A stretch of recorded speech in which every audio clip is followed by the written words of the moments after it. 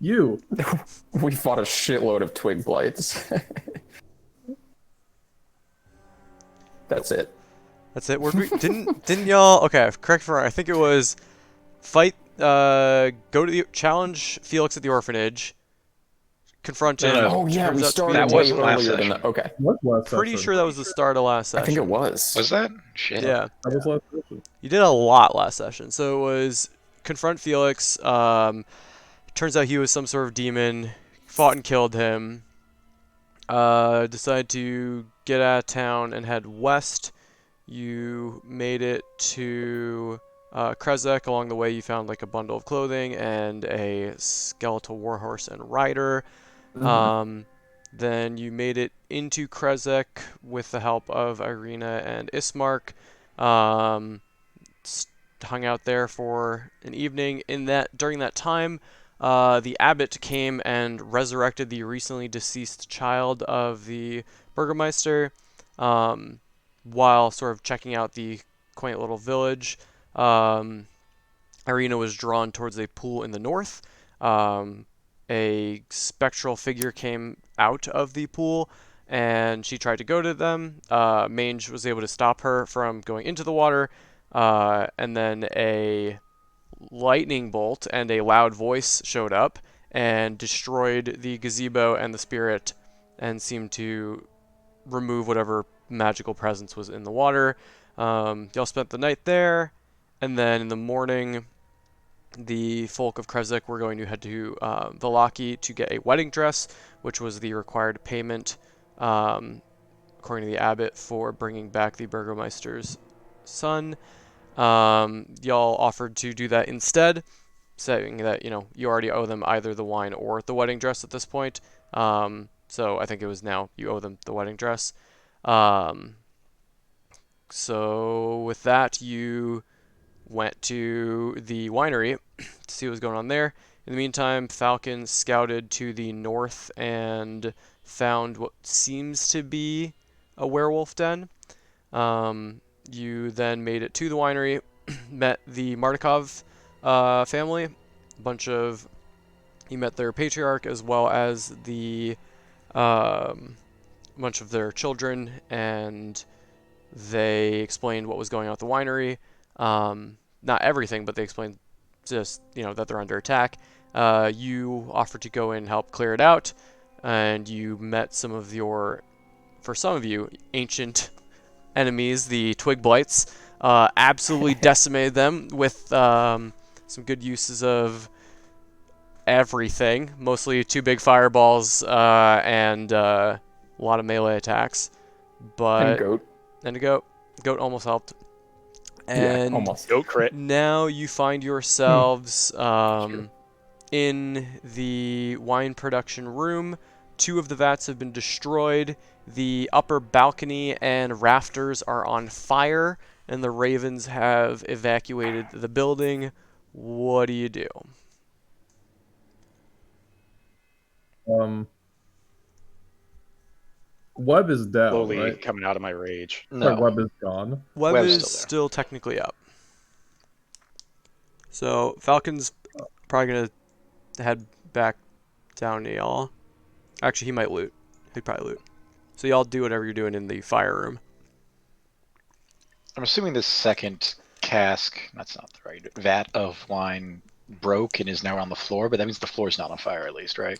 Yeah, that part is wet. So none of the floor is on fire. It's all stone. So it's Yeah, just but none of the the stuff on the floor is mostly on fire. correct. It's just the rafters and definitely the balcony and a little bit of the rafters. Let's put out the fire, lads. Yeah, sounds Can good. we use the wine? Could certainly try. Keep in mind that they were putting stuff in this wine when we came in. Maybe we don't trust the wine very much. Right, but we don't want people to drink it either. So. Yeah, but we don't want to get it on us either Oh as yeah, we sure. walk through it. How does Web go away, just out of curiosity? I stopped concentrating, or 1 hour. Well, I want to go inspect the rooms behind Web while they put out the fires. Now let's put out the fires. What? So you're just walking upstairs? What was it, Ty? Yes. Okay, so the building's on fire. You walk upstairs to Falcon. You see that Falcon is looking over one of these bodies. Yeah, what are y'all doing about the fire? I'm gonna go outside and tell people what happened. Tell the family, be like, "Hey, we got to put out some fires, but we killed all the druids." All right. So where's my man? I moved them to the outside door. Oh, cool. Yeah. So I go do that. All right, Bane, you're upstairs. Yeah, the Anton Mange, the room is very quickly falling apart around you. All right, I'm looking for like dust or blankets or sand or something to like smother the fire. I'm looking for buckets. Any buckets in this room? Yeah, both of you make investigation checks, as it's quite a bit of panic in the fire. Mange, you're just seeing a lot of broken barrels. Anton, you do find some buckets over here. I'm Skix, grabbing a bucket. Yep. I'm telling Mage that there are buckets. Let's put it out with the wine. All right, run over and grab the bucket. And we're just going to be bailing at Alright. anything that's on fire. Give me just either an athletics check or a con check to see how Wow. athletics. Didn't Anton. think I could roll that low on a +7. Oh, that's acrobatics. I'm dumb. Yeah, that's a natural one. So Mange is still coming out of his bloodlust, and it takes y'all several minutes to put out. Skix, you've got the at least two of the people are coming with you, running back. Okay. But and just as the fire is being sort of put out, but the pretty much this entire balcony is destroyed. But you are able to kind of stop most of the fire before the rafters Oh, nice. kind of light up. So the mansion is not destroyed, but pretty much this whole balcony section is. In the meantime, Bane, what are you doing? I'm going over to where Falcon is to see what's there and if there are rooms we haven't looked at, or because the Martikov guy said there was something in this winery that helps things grow that normally wouldn't. So I'm looking for something peculiar. Yeah, so Falcon holds up a bag to you that he's located. It is a beautiful bag made of woven vines. He sort of just holds it up. Take a check to see if I know what the fuck this is. I mean, yeah, you can make an investigation check if you're like, you know, taking a look at it, handling it.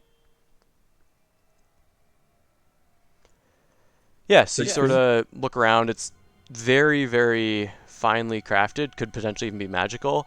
You go to look inside, and you reach in, and you pull out a few yew leaves.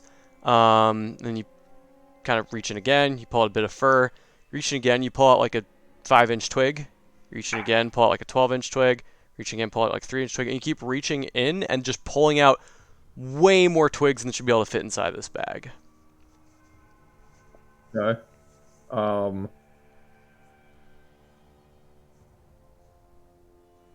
I hold on to it and bring it downstairs to the boys Okay. for fire. And Falcon will join you. So Can I this, get dex checks from fucking Falcon and Bane, please? You didn't lose concentration trying to bail the fire out? well, we'll say given yeah, technically you wouldn't. Given time, he is able to carefully move through it, as it took you several minutes. But yeah, Skix, you've now arrived back with the two of the Martikovs, and they're sort of looking around. You all head in, and they say they ask if you can sort of make sure the rest of the place is safe, and they'll keep watch outside.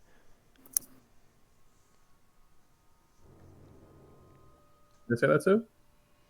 To Skix. Also, Skix, give me a perception check as you're running back towards the place. Perception. What'd you get? 3. Or 9, sorry. All right. Yes. Let me check something real quick.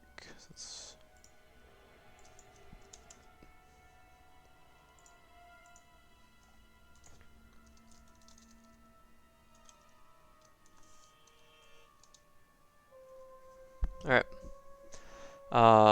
So yeah, you make it back. Fire seems to be handled. So they're gonna both stand guard outside and let y'all sort of investigate to see what's going on. Okay. All right. Well, I'm going to explore to the east over here. Okay. I don't know if there's any more rooms. I know they were coming in from outside over there, but Stables should be over that way. So you do find a staircase as well as what appears to be a sort of loading dock. okay, I'm gonna go up the staircase. Or Alright. down, wherever it goes. So this one goes. It's actually, when you look closer, it's actually a ramp. So this turret has a sloping wooden floor that spirals from cellar to the upper levels. Scratch marks suggest that barrels are rolled up and down the ramp on a routine basis. So you're going up or down? Up first, I guess. Okay. Is anyone following Skix? I'm tagging along. Okay. I will go Yeah, down. I'll go with him. All right. So. Oh, I have a bag in my bag, and don't tell them what I found just yet. But like, I have it on my person. Okay. So Bane and Falcon are going. Whoops. Are going downstairs, and everyone else is going upstairs. Send the giant goat to go hang out outside and have a nice snack. Ah! Eat some grass. Starts eating some of the grass and hanging out with the two Mardikovs. Alright, so let's do upstairs first. So Skix, Mange, and Anton. You climb up to here, and you can move your characters.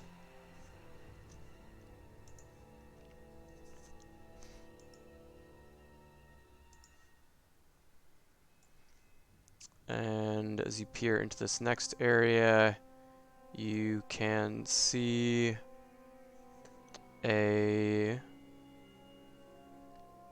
loading winch. So this room has a wooden floor with a 10-foot square hole cut into the middle of it. Looming over the hole is a wooden winch. You also see some remnants of like some leaves and some blood. It looks like, and some mud. It looks like someone was just here, but has since left. We did talk about winches, Anton. But yeah, there's a door, or there's windows to the east, windows to the north, and a single door to the west, or 2 doors to the west. Looking out this So northern Mage takes a window. look at the looking out the window. Cool. So what y'all see is the rest of the winery sort of stretching out before you. Anton, it's kind of the way you were going. Give me a perception check, Anton. And Mange, also give me a perception check. Mange, as you're looking to the like southeast, you or to the east, you do spot somebody entering the tree line just as they enter. So they're a couple 100 feet away, and you just barely saw a figure sort of bolt into there. You also see a bunch of ravens perched on top of the first story building there. Okay, so like they're kind of at like the edge of the grounds. Yeah, like pretty deep. It was tough to spot them, but you're used to sort of looking for humanoid figures out on big battlefields. I turn to Anton and Skix and I say, "Hey, there's somebody out there still. There's somebody on the edge of the grounds. We should pay attention." And it looked like they I were kind of like through the fleeing. windows. Okay, and we're like, oh, actually, they were running away. I don't think this is over yet. And kind of out the window to the Ravens, I'm like, hey guys, keep an eye out for him or whoever's Caw, running away. caw! We're like, yeah, you got it. That's not a good person leaving here. Two of them actually head off in that direction. I am incredibly surprised. All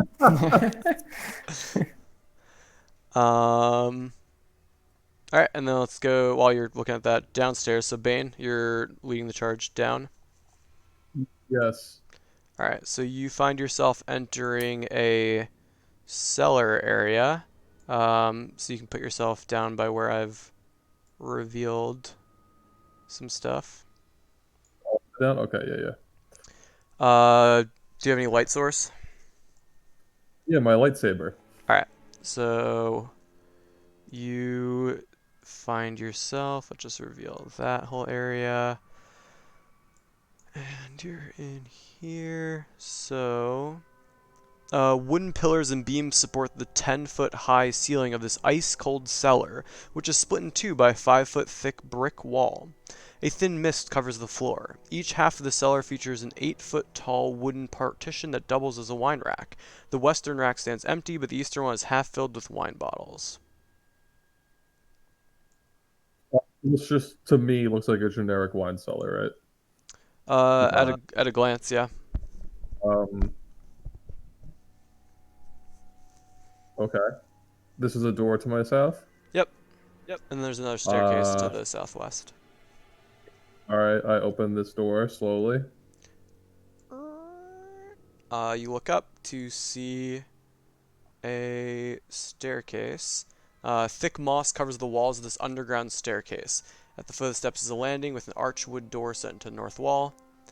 And at the top, it just goes into an open room. So if Uh, you can actually I touch see... the moss with my lightsaber. What happens? Doesn't really seem to react in any particular way. Um. I ask Falcon to sneak up these stairs while I go check out these stairs. Sure.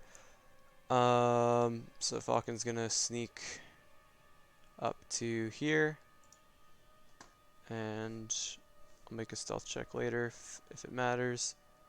But he's gonna find this area here. So Falcon sees a dirty window in the south wall allows dim light to enter this room. Wine bottles are manufactured here, as evidenced by the tools lying about. The wooden rack full of freshly blown glass bottles along the south wall, the hearth built into the southwest corner, and the barrel of sand standing next to it. A staircase descends underground, and between it and the rack of bottles stands a barred door, which is now left open a crack as the everyone had kind of run through there earlier. Gotcha. That leads back to the balcony. No, it's the downstairs area. It's to the ground floor, but under the balcony, yeah. Oh, okay. And then, Go ahead. Keep as going. you're investigating up those stairs, let's jump back to the upstairs crew. So Anton, Skix, Mange. I'm gonna explore that northern west door. As Skix goes to do that, I'm like, hey, we got a hole here. Want to see what's below it? We got this. Yeah, if you peer down in there, you do see, if you move your camera downwards, what looks like sort of a loading bay. So parked in the loading dock is a wagon with 3 barrels set in braces on the bed. A raised wooden walkway runs along the west, south, and east walls. Through a hole in the floor, yeah, you're seeing all this stuff. All right, now thoroughly unimpressed, I say, never mind. So, Skix, you go to open up the door to reveal a short hallway with a single door in the northern corner, northwestern. Okay, I guess I continue on and go through that door. All right. You make it to here. Peering inside, you see This room contains a rectangular table surrounded by 8 chairs, an L-shaped cupboard, and a floor-to-ceiling closet pantry. Next to the pantry is a small iron stove. This room I'm going to take a little bit to inspect. I'm wondering if the druids may have hung out here and left anything of interest behind. While Skix is doing that, I'm casting Detect Magic as a ritual. Sure. So Skix, give me an investigation check. Mange, what are you doing? Are you helping out with that? Yeah, I'll help Skix look around. All right, Skix, you roll with advantage then. Or one of you can roll with advantage, or you two can roll separate, but we'll take the advantage since you already rolled it. So while y'all are investigating and casting Detect Magic, Bane, you are climbing up the stairs, and you find yourself on the ground floor, right here. So with that, Where? it's just a stone spiral staircase, and there's windows in the outer wall allowing light to enter. Yep, so you're right up here now. I can move you. Okay.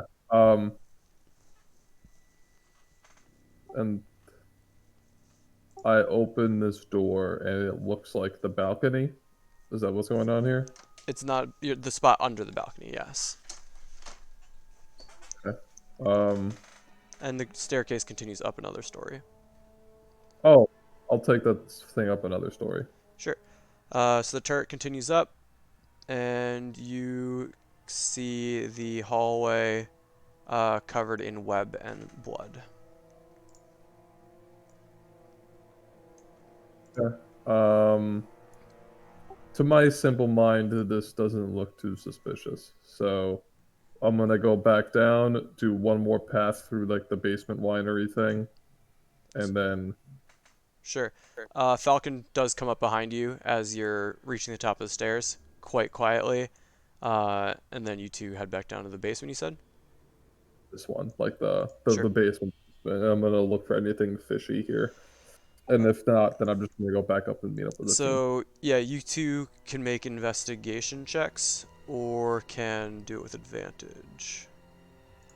I think this you can check his character sheet, but I think we both have minus int. If not, I'll just give him advantage. Okay. But I think you're right, so just go ahead and roll with advantage.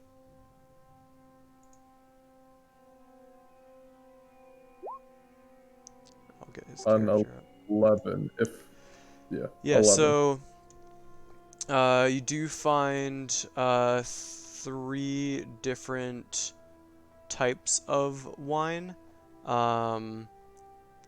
But beyond that, the other interesting thing is that you find the northern wall seems to be particularly cold.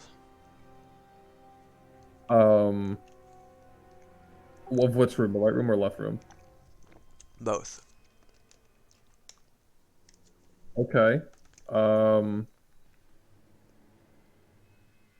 I make a note of that, and I go up to the lads because I don't think I'm gonna be able to blow up this fucking wall.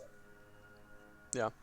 And these 3 barrels right here do appear to be filled with wine. So you find that there is purple grape mash number 3 on each of those, and there's a single bottle of wine there. There's also red dragon crush, and then there's a now empty bottle with a 3rd label of Champagne de la Stampe, but otherwise not really noticing anything else. I just take note of the unusually cold walls and go back up to meet up with the squad. And I will tell them that when I get there, that there's an unusually cold northern wall. Sure. So you're heading up. On your way up, we'll say that the Detect Magic and the investigation completes. What you find in there is... Let's see.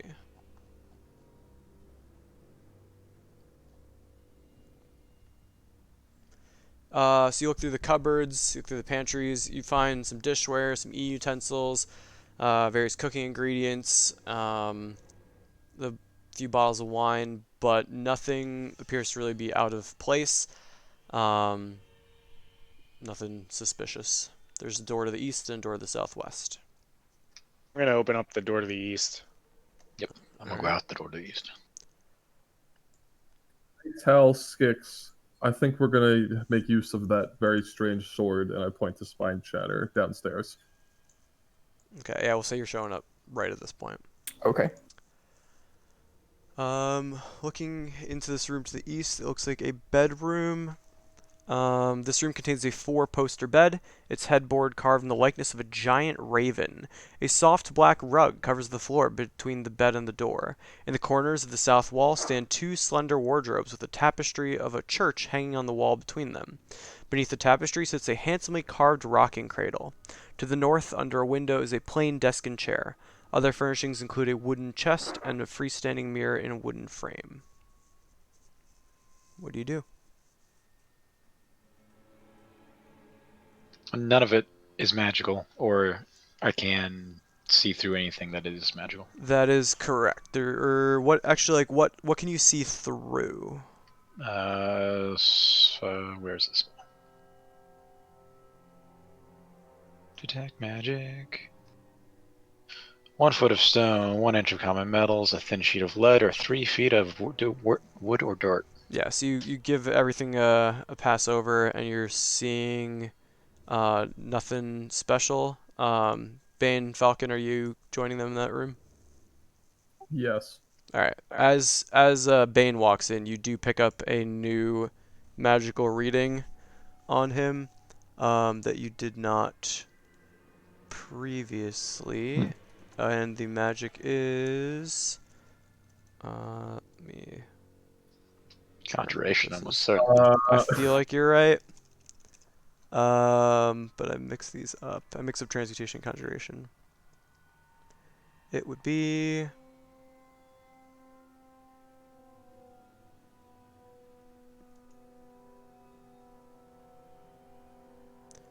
yeah, we'll just say yep, conjuration.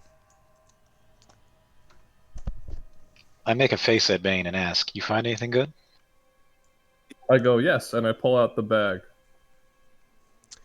Yeah, so it's this beautiful bag made of vines. Now doubly so clearly magic. Do I have any idea what it is? Probably not. Give me an Arcana check. No, I do not know. Looks like a bag. Hang on to that for later. I look at it and I'm like, oh, nice flowers. I go, yes, I love flowers, and I put it back in my bag. Because clearly no one here knows what the hell this is. I will identify it later, Bane. Okay. Yeah, anyone checking out anything else in this room? I open Where's all that the. chest over there? I open every dress, every like drawer, every like, you know what I mean, like every Sure. drawer slash thing like that. So, while you're going through those, one of the wardrobes contains women's clothing, another one contains men's clothing.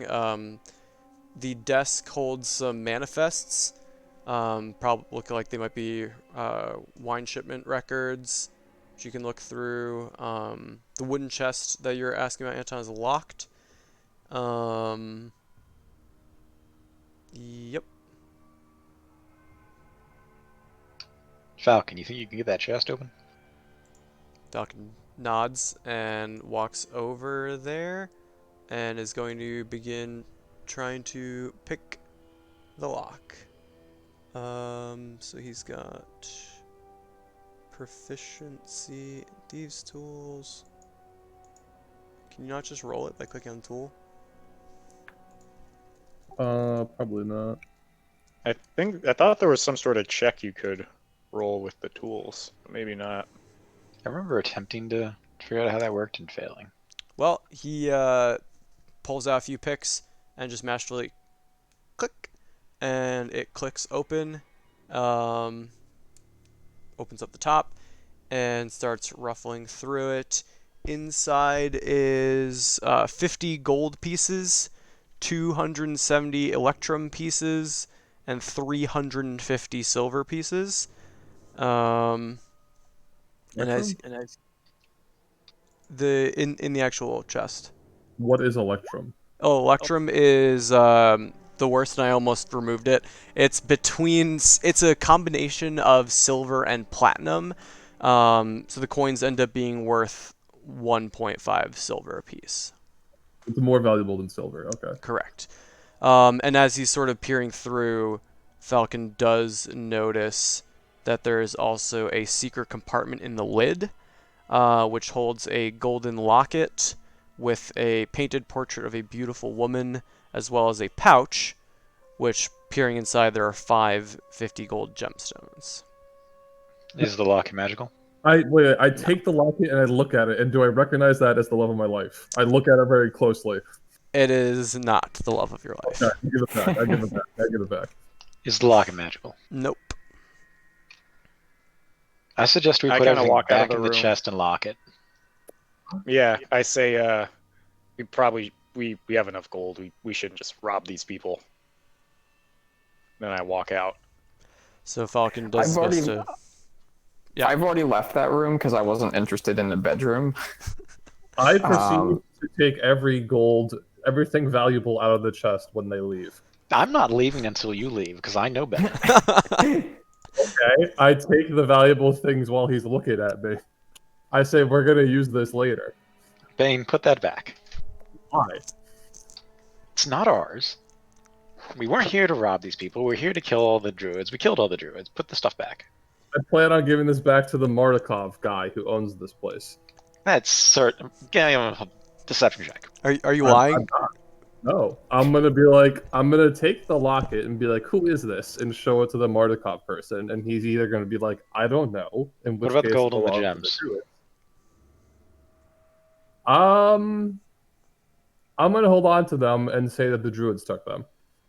Okay. I just told you that. I still think you should put them back in the chest. I put them back except for 150 gold gem. Because I want something pretty. I accept this as the price of doing business. Falcon shrugs and helps you put the rest back. I So I replaced have the 50 gold gem with locket. the 50 gold gem that I I have. took the 50 gold gem, I hid that, What do you and take? I took the 50 gold gem and the locket, because I want to show the locket to the Mardukov guy and be like, "Who is this?" And if he has no clue. Okay, and then Anton, what'd you I'm take? replacing that 50 gold gem with a different 50 gold gem. And telling Falcon to lock the chest again. Falcon. Yeah. No, I don't. Sorry. Falcon shrugs and tries to lock it and can't really undo the... Actually, can he? How hard is that?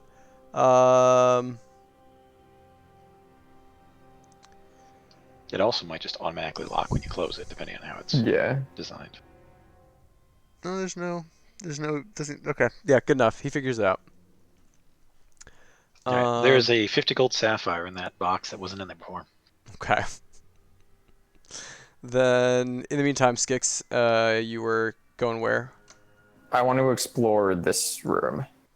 Alright, I need you to make a dexterity saving. No. You open up the door to find another bedroom. So 2 pairs of bunk beds occupy this room. Against the west wall rests 4 identical footlockers. I am not interested in this room. I move to the next one, where Mange is. Yeah, so pretty much the exact same thing. The only difference is that this one has a couple toys scattered about the floor. Okay. Similarly not interested. I walk...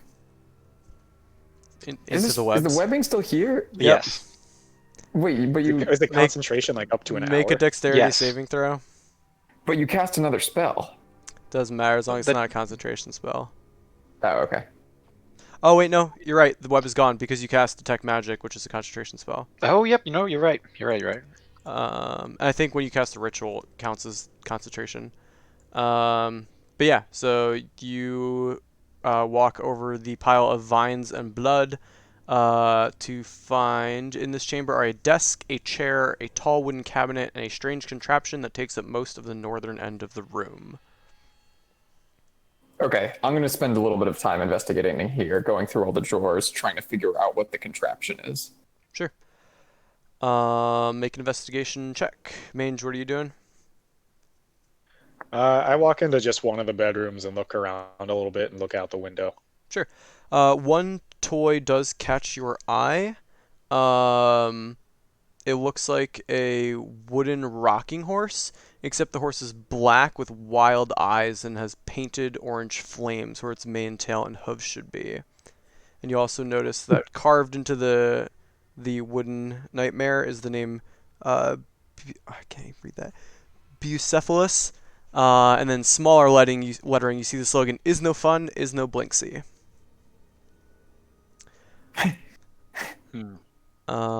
So Anton Bain, So yep, go. I get confused about the horse, and I figure the team back in the other room would know. So I go and grab like Anton and Falcon and Bane. Sure. Then I'm waiting for Bane to leave this room first. They appeared. Yeah. Well, you locked the chest back, right? Yeah, I leave. Just the chest is Yeah, locked. so y'all meet up in the kitchen. Meanwhile, Skix, you're looking around. You don't really find anything too interesting until you open up the cabinet.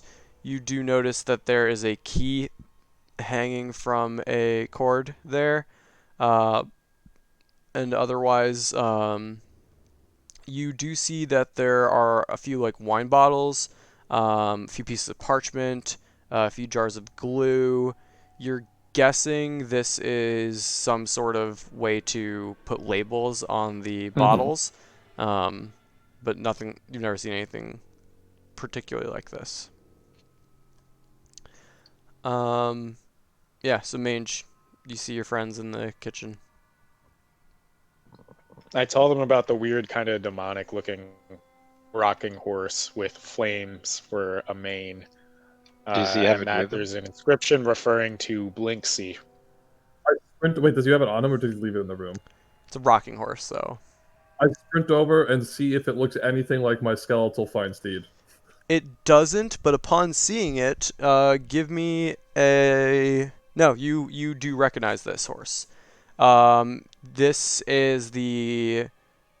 Actually, give me a wisdom saving throw. Yeah, I recognize that. We're gonna skip that part. We're gonna. No, give me a wisdom saving throw.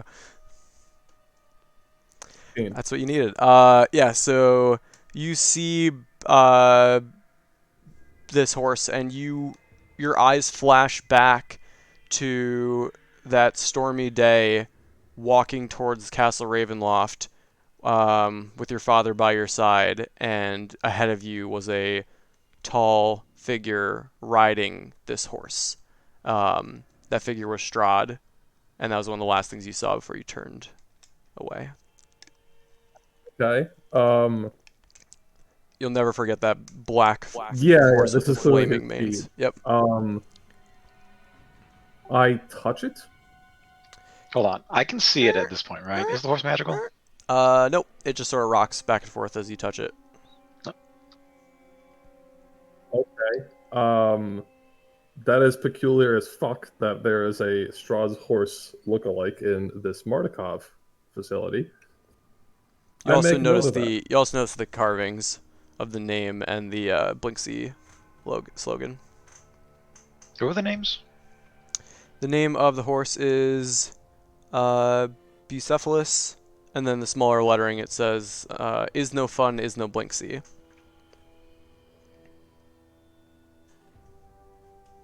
Okay. Does this druid have anything magic on them?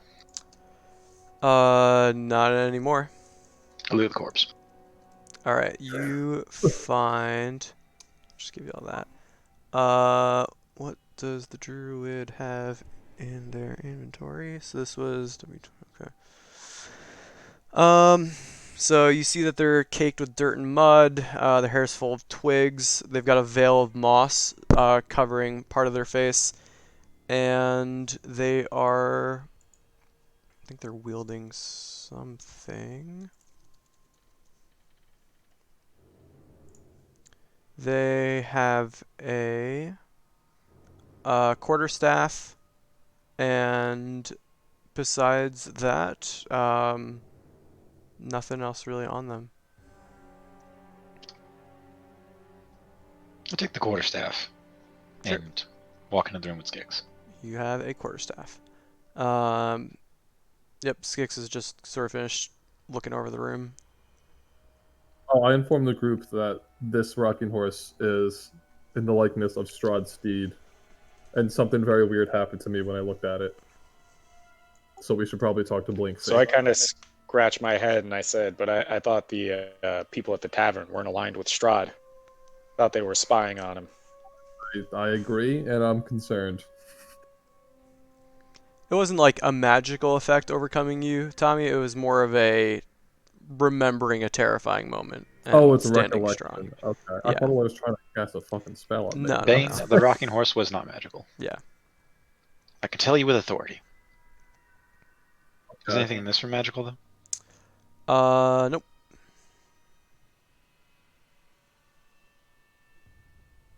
And then I say, well, I like breaking stuff, but maybe before we do that to the basement wall, we could maybe just ask the owners why that wall is cold. I'd like to take a look at it first. All right, yeah, let's take a look at it, and then we'll go outside and talk to the owners. Also, I loot this corpse over here first. So that's not a corpse, and you can't walk there. There's no balcony there. That's not.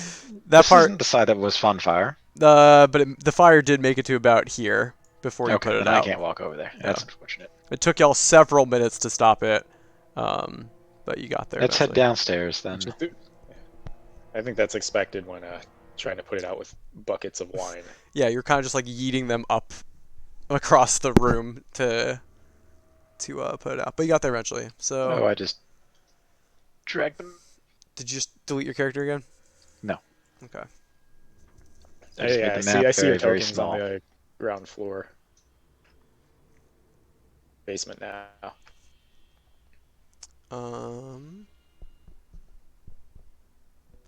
Yeah, so you all now see what I described before. A wine cellar. The northern wall seems particularly chilly. But not magically chilly. Let me check. I don't think so. Nope. I tell the group they can do their once over to check for stuff, but I suggest that we use Skix's sword to make a hole in this wall. I don't think we should be destroying things that we don't know the Yeah, consequences. I suggest that might collapse the house, and I'm not interested in doing that while we're in the basement. Bane, let me see that bag. Why? I'm going to cast Identify on it and tell you what it is. Okay. I proceed to do that then. Cool. So you're casting that spell. What's everyone else doing? Watching him identify the bag. That is mine. Okay.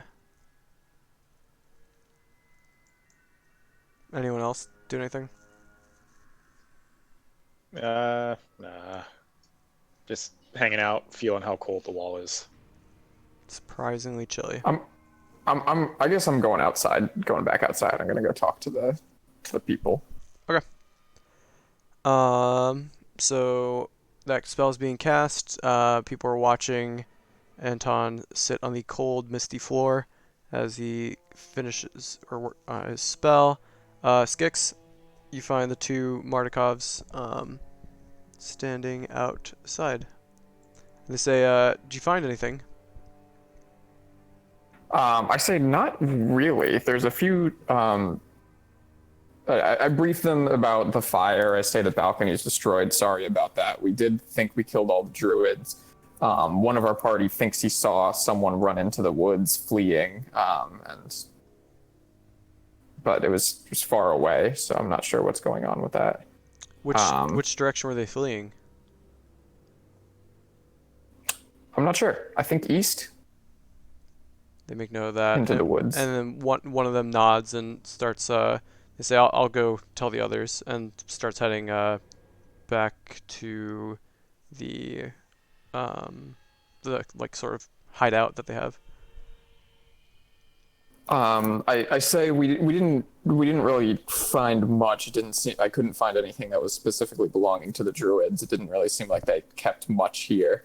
But I did have a few. We did have a few questions about your. I'm so sorry. I had a thing this morning. That's okay. We actually figured what we'll do is just explore the winery, and if you didn't make it by the time we finish exploring the winery, we would just stop. So all you missed is a brief exploration. We'll catch you up in a second once we finish Skix's conversation. Yeah, I mean, I can catch you up because I'm basically briefing the wine manor owners about what we were just doing. So, I explained to them that we had to start some fires to kill the twig blights and the things, and then their balcony burned down within the main room, but we were able to put out the fire. We explored throughout the manor, and we didn't really find anything belonging to the druids, to indicate that they caused some lasting damage around. But I do explain that we saw the druids putting something into the wine barrels, so you might want to. I don't know if there's a way for you to check everything, or you might just want to scrap everything you have and start from scratch for the new wine shipments. And then I also mentioned, I guess I did say this already, but Christian, you missed this. When we were upstairs in the manor, we saw, or Mange saw, what we think may have been another druid fleeing in the woods to the east. It seemed like that northeast room on the top level was recently used, like during our battle, and someone may have fled from there. So that's where I'm at. Oh yeah. And then so I asked the manor owner, the Mordikovs. I said, well, when we were in the basement, there was something we found very curious, is that the north wall was incredibly cold. How do you? But it wasn't magical. How do you keep it that way? Oh yeah, glad you didn't explore too much. There's a bit of a mold in another room.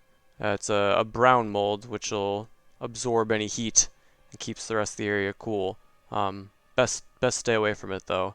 It's safe as long as you keep your distance. Interesting. We have Okay. a path leading into there. I probably didn't find the door, and probably for the best. If your friends are still looking, you might want to tell them not to.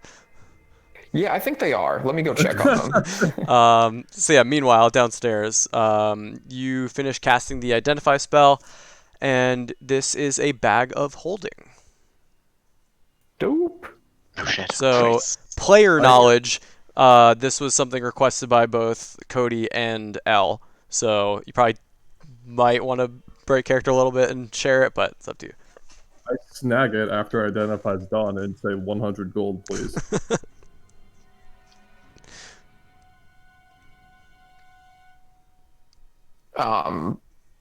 Yeah, you Well, I'm you not walk there, down. but In this moment, you walk down the stairs to hear. Well, I guess yeah. Wait, Anton, did you say what it is? No. So yeah, he. Alright, once Identify is done, I pick it up. And if you didn't say what it was, then I just throw it in my bag. Can you take it from me though? That's the real question here. Are you trying to stop him from taking it? I mean, I pretend to keep identifying after I've identified. So Okay. So you're just sort of waving your hands over it. I just sit here staring at it until you're done. I'm just gonna sit here staring at it. I mean, So Skix, you arrive to see Mange and Falcon and Bane just sort of looking over Anton waving his hands over a book, or over his Like, book oh. in his in a bag. I motion Mange over. I look at everyone else. I'm like, he's not done yet. I go, I think he's done, and I reach for the bag and pick it up. No. So I tell everyone that it seems we have a bag of holding. and I grab it and say 100 gold, please, and I motion to my sun sword. What's the insurrection? What's going on here? Oh, it's not an insurrection. It's he charged me for the sun sword. Oh, I was the one who got the sun sword. I was the one who got the bag of holding. Tell me, Bane, did Falcon you got it. teleport? Yeah, there we go. Falcon, I'll give you 25 gold for that bag of holding. I'm holding it. Yeah, but it's not yours. It's Falcon's. what? Falcon gave it to me. Falcon, would you have given him You that bag? can't retcon it. He literally. My character probably would have. Yeah. Yeah, he just had to, he just kind of what I did was you found it and you just looked at it and you just sort of held it out to Bane and Bane took it. Yeah, that seems about right. You pulled a whole bunch of twigs from it, also. And, Yeah, you found some yew leaves, a bit of fur, and just way more twigs than should have been able to fit in it. In the back. Okay, gotcha. Yeah. Step 1, turn the bag inside out. I turned the bag inside out. A handful of yew no. leaves, a bit of fur, and just like a pile of twigs just like scatter across the floor. Nothing interesting. Nothing interesting. do we think these are just twigs? I was thinking that. I can nature check. Sure. Is that Yeah. something that? Yeah. Okay.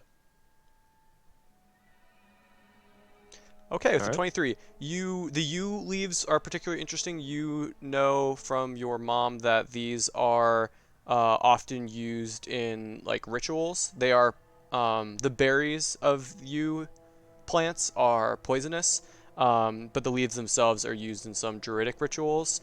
The twigs themselves, you look them over, they're from a variety of different species that can be found in Barovia. Nothing particularly interesting in terms of like what type they are or anything.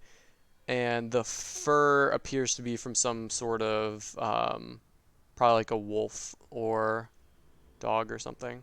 A werewolf, perhaps. Oh. With that nature check, you don't think so, but it could be possible. You're I guessing. thought you meant like a fir tree, not No, sorry, animal FUR. fur. Yeah, Okay. yeah. So you're putting together, based on stories you've heard, that these are probably all components to spells, like druidic spells. Yeah. Okay. And sorry, again, I was late. I'm sorry. Did the druid? How did I find this? It was just on the You ground? found it on the druid that you killed. Okay. That I took out. Okay. Yeah. Okay, well, meanwhile, now that this room is full of twigs, the Mordakovs explained that the north wall is so cold because hidden behind it, there's a black mold which absorbs heat. Ooh. Okay. And they advised us not to go near it because it gets angry at you if you go near it. Did we incite them? We feel like they're on our side. They're not. I plan on doing it outside when I get there. Because I have a lock. that I'm Skix, gonna you, talk. Skix, you can give me an insight check to think back on how they were chatting about it. Yeah, sure, I'll do that. Ah, that was bad. All right. You have +6. Nice. You're rolling from the school. Yeah, of Bell. you seem to you got a good read on them. They seem trustworthy enough. They're already happy with you that you are making sure their place is safe. They didn't even seem too pissed about burning down part of it. And they seem genuinely relieved that you did not find it. But yeah, no real read on if they were lying or not. Mange kind of scratches his head trying to think back to, I guess, what must have been like an hour ago. Being like, didn't they have some more information to give us after we saved this winery? I tell Why they Mange were- absolutely. Why they were attacked? I absolutely, and I want to get to the bottom of this locket, and I hold out the locket of a beautiful. Yeah, let's. Oh, I forgot. Wait, where'd you get that? Whatever. Okay, let's go talk to them. Mange is like, did you rob them? Did you really rob them? I explained Weren't that. you in the room? No, he I left. left the room. I was like, guys, let's we not both rob left them. And I walked before out, he yeah. robbed them. Wait, I who flopped? say Skix and Anton can go Dutch for 50 gold each, and I'll toss them the bag. But if they don't, then I kind of salesman it. I'm like, think of how many puppies you can fit in here. I can hold anything and any amount of anything. Try to This like baby sell can it. fit so much spaghetti. Exactly. You can fit. And I slap the hood of the bag. I'm like, you can fit so much stuff in here. I'll give you 50 gold for the bag. I look at Anton. I'm trying to think if there's anything in my inventory that you'd rather have than 50 gold. It's very possible, to be honest. I mean, Is this the locket we got from Felix that we're talking about? Or No. No. there was a lock chest in a room with a hidden compartment, and in that hidden compartment were a bunch of valuable gems and a locket of a beautiful woman. The beautiful woman is not Irene, but I'm gonna take the locket outside and be like, "Who is this?" I Okay. toss Bane my second sapphire, and now I have no more sapphires. You think it's about 50 gold sapphire? Okay. While the sapphire is flying at me, I throw the bag to him, and I catch the sapphire, and the bag starts flying toward Anton. Athletics check. No, No, it's a pretty calm situation. Y'all are practiced. Athletes. No, everybody make it. Both of you make dex checks. See how this scene goes. Contested dex checks? Both of you make dex checks. God. Nice. So, yeah, Anton, you don't throw it so well. You don't catch the bag; it falls to the ground. Bane, you are able to just barely catch the poorly thrown sapphire. You don't look And a cool planner doing it. lord comes out of the bag. But Anton, you're able to I- recover the bag from the floor. I hand the bag to Skix and tell him that I have many things I want to store in here, but you can hang on to it. Seems safer. I agree. I think this would be useful for the whole party. But Bane did find it, and we did charge him for the sword, so seems fair enough to me. Falcon is regretting his actions. it's far too late for regret. I hold out the locket of the woman, and I say, "Let me talk to that Mordekov guy." Yeah, let's go outside and talk to them. Sure. I got this door though. What's over here? This door. So that is there's a padlock locking that door. I don't go out that Wait, door. which door? The double doors. The door north of Mage Anton. hand. The Mage hand. Yeah, the only two areas I think you Oh. haven't. There's 3 places you haven't checked, which is here, and here. Oh, we should totally Right. pick that lock before we go back out. Wait, I found the key I upstairs. can pick let's the use, lock let's use that. also. he's got a key. Okay. So, I What's gotta in this try room the over key here? that I found upstairs. Skix, that does work on the padlock. So you're able Okay, to open cool. up these big double doors while somebody's checking out this smaller chamber to the west. And let's see. So for that small chamber, while Skix is grabbing that key, you see bare hooks line the walls of the storage room. Shelves to the south hold several pairs of stained wooden sandals with oversized shoes.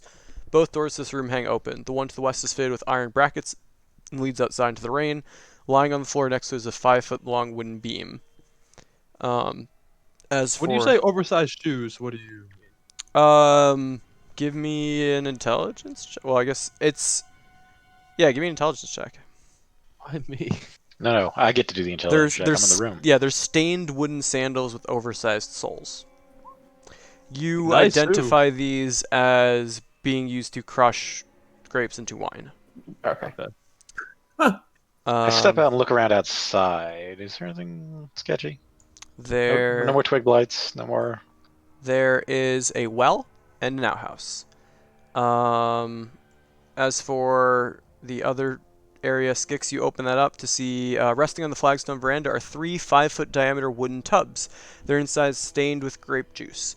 Each tub has a short ladder bolted to its side and a catch basin tucked underneath.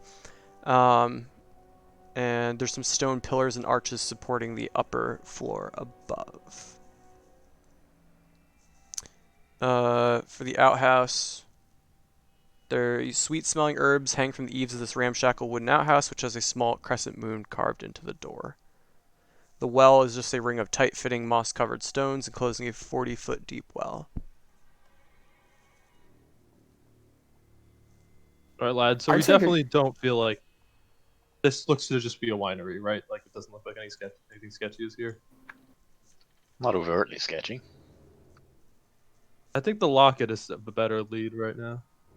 I take a little bit more time to look in the room I'm in because I'm wondering why it was locked.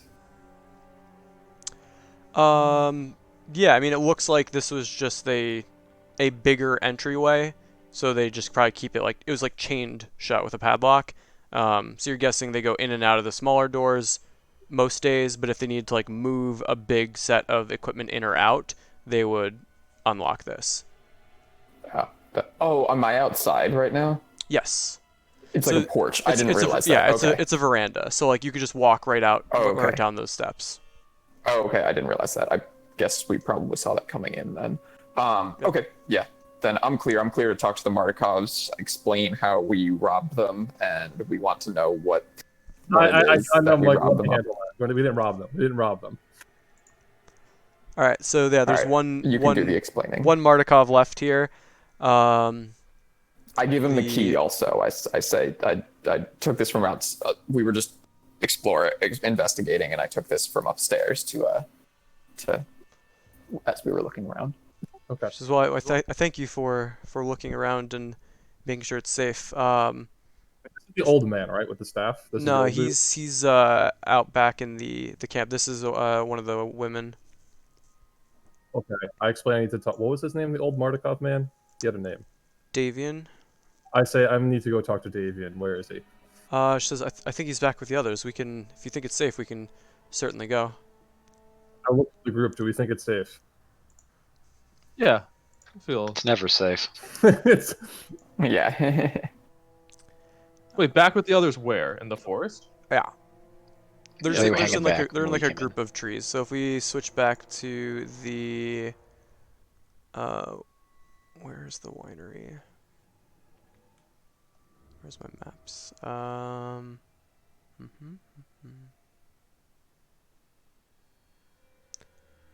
There are a few maps. I could have sworn there was a winery. Oh no, it's the Barovia map. Okay, so if we go back to the Barovia map, it's pretty much Oh yeah, we were in the crop circle, right? yeah. So like they're chilling like over here-ish. Where's my pinging? They're like over here in this these woods. Sorry, Is that where are you east? thinking? Is I that can't where you even saw the see. guy Oh, running? here, okay. Sorry, is that where Mange saw the guy running into here. Oh, One of the druids got away or something? Yeah. Okay. once we went We think upstairs so. to Somebody. investigate, Mange looked out a window and saw a humanoid figure sprinting east into the woods. Got you. Okay. I guess on the walk over to those trees, I ask her who Bucephalus is. Let's see. Shrugs. Haven't heard the name before. Why? And I ask her if she knows of Blinksy. Oh, the toy maker. I think didn't Bucephalus. That's the name of that horse, that rocking horse we got. Where'd you get it from? The toy maker in Valaki. Blinksy. He's a renowned toy maker in the area. He makes all the children's toys, as far as I know. And I'm like, but there's no children here. You remember there are several children There there. were two children, yeah. Okay. Well, Mange might not remember. But Yeah. So yeah, there were two young boys and a baby girl. There were essentially four kids: a teenager, two young boys, and then a baby girl. All right. And I'm like, why'd you buy that horse? Why that particular horse? It's the one that they picked out. All right. I don't think it's smelling right. I'm gonna. What is that? An insight check? Mange. Oh no. It's not gonna go well. Oh no. Yeah, I mean, just seems like a mom who didn't really care about which toy their kid picked out. I'm still kind of scratching my head, but I just kind of shrug my shoulders and and continue walking. I suggest we ask Blinksy about it later. Sure. Yeah. And I go to Davy. Do we find the camp? Yeah, you start walking the camp. Your arrival is heralded by that's the goat following you. Oh my Has god, been there's doing not for a the while. goat. It's over there. Do I see my skeletal warhorse intact and just there? Yes. I thought you didn't summon it. Did you? You did summon. Okay, yeah. What? It It's- never goes away until you let it Yeah, go away. it's chilling there with Irina and Ismark, who are all sort of keeping watch. And I they go over Hmm? to Davion. says, "Ah, yes, you made it back. Good. Did you find anything?" I don't answer that, and I say, so about that deal, because I think he said once we clear it, he'll tell us about the special thing there. He says, "Yes, if you, I mean, we heard the explosions, and we certainly thank you for clearing out that infestation. So, I guess I'm not one to usually give out much information, but we have to trust you. One, of course, we can set up the few barrels of wine we have, and you can do what you wish with them. And we can tell you more of our plight. Come, why don't we head to the winery and discuss if it's now indeed safe." I go before you go, and I hold out the locket. I say, "Who is this? We found this upstairs." He Tactful as always. looks a little angry at first, and says, "Well, I thank you for being thorough. I wish you hadn't dug through all of our things, but and he sort of like puts his hand to his face for a moment. He says, "That's a locket of my wife, who I miss quite dearly. If you wouldn't Insight mind." check. Yeah, give me an insight check. 15. Yeah, he's very mad and very sad because that's the locket with a painting of his dead wife. Okay, I hand him the locket. I put my oversized hand on his little shoulder and say, "I'm sorry." He sort of nods and he puts the locket up and like kisses it and then puts it back. Like he's now wearing it and then puts it down. And you all head back to the winery. A little bit awkward, but yeah. You make it back.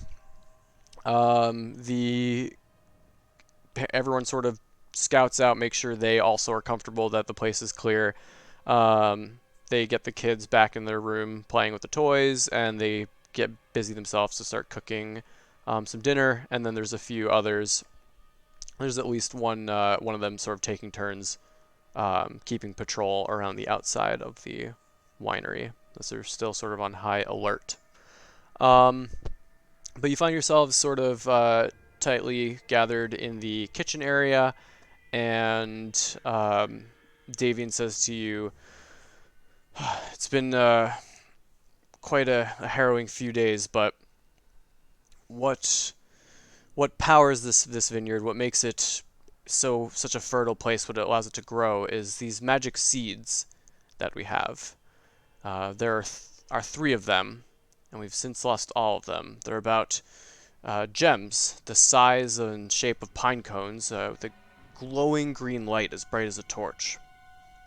And I urge you, for the good of all Barovia, to travel to Yester Hill to the south and to Berez to the southeast and retrieve the two of them. The third gem, I do not know where it is. It's been lost for quite some time, but I believe these people who attacked us come from the hill to the south, and I'm almost certain that there are more. That the source that stole the other gem is in the village of Berez to the east."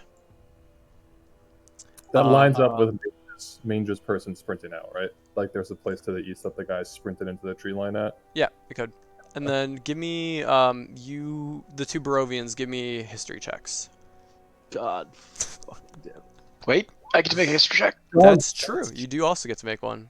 Pog, you. Oh, right. Falcon been studying? Elle makes every check. I don't. Oh, not let me read what this fucking does for a second. Don't you have like advantage or something? Advantage, yes. Yeah. Okay. Alright, lads. Beat a 20. All right. Yikers. So, Anton, you do remember seeing the name Berez, again, reading through the tome is very messy. It's kind of hard to like put it all together. You're gonna have to sit down and sort of analyze it again.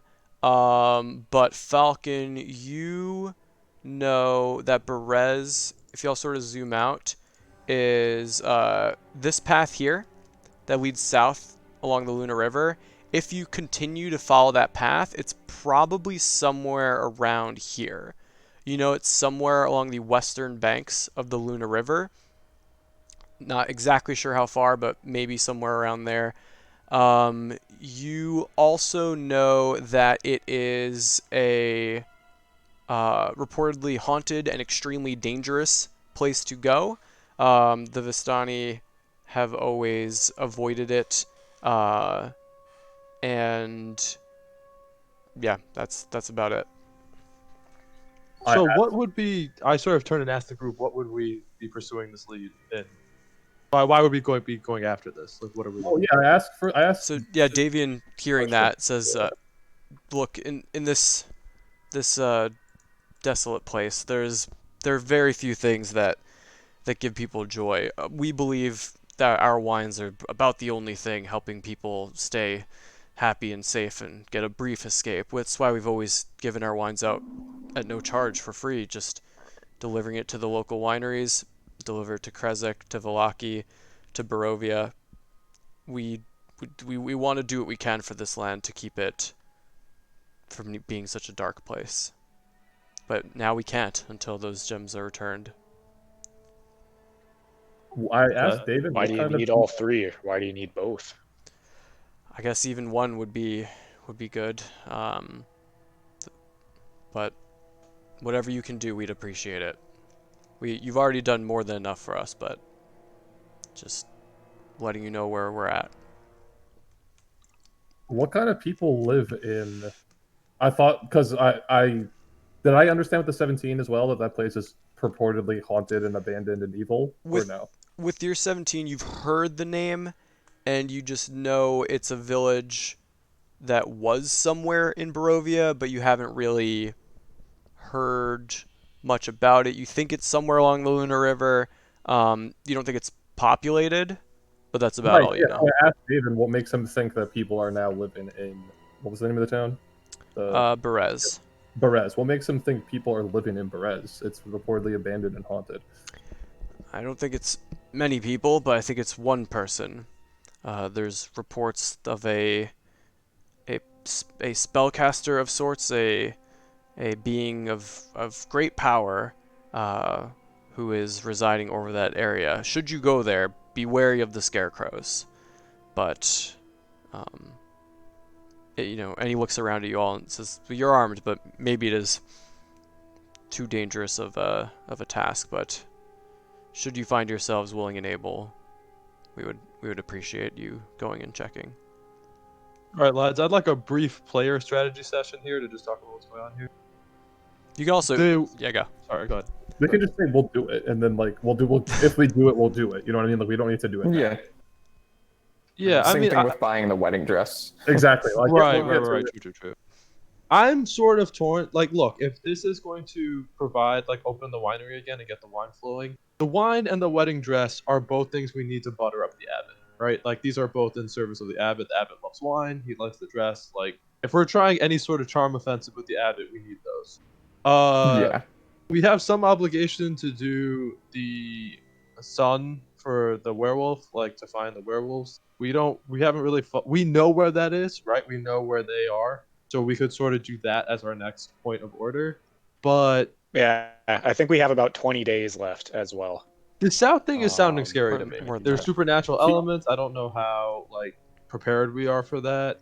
Here's what I think. We since we go north out of here, we're going to be right near the werewolves. We do the werewolves, then we go east to Valaki, approach Blinksy and the person who stole the saint whatever's bones in Valaki, and do the wedding dress. Because we have like 3 things to do in Valaki, but I highly doubt we're going to come back out here for the Stole the werewolves. saint what? I'm sorry? Oh, the bones. True. Yeah. I think we should hit the werewolves since Yeah. we're literally going to be 3 inches from it when we hit the bridge. And then we go to Valaki and do like the 4 things we have to do: the wedding dress, the bones, Blinksy with the horse.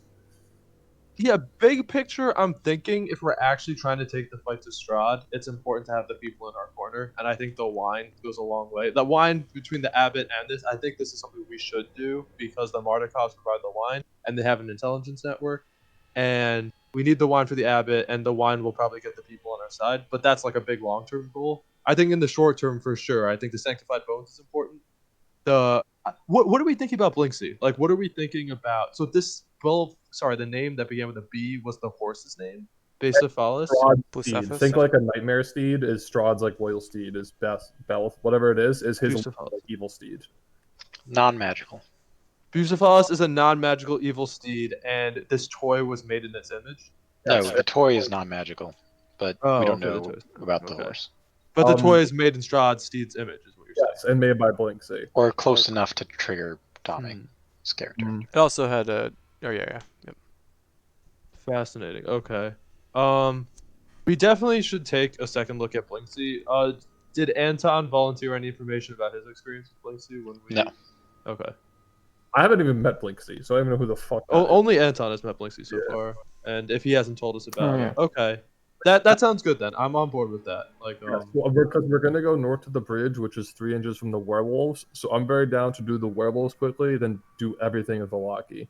It depends. I'll leave it up to you guys though. does anyone we're never have gonna a sort of a different idea, or think we should try something else? Mage, slap your orb. So character, I guess character.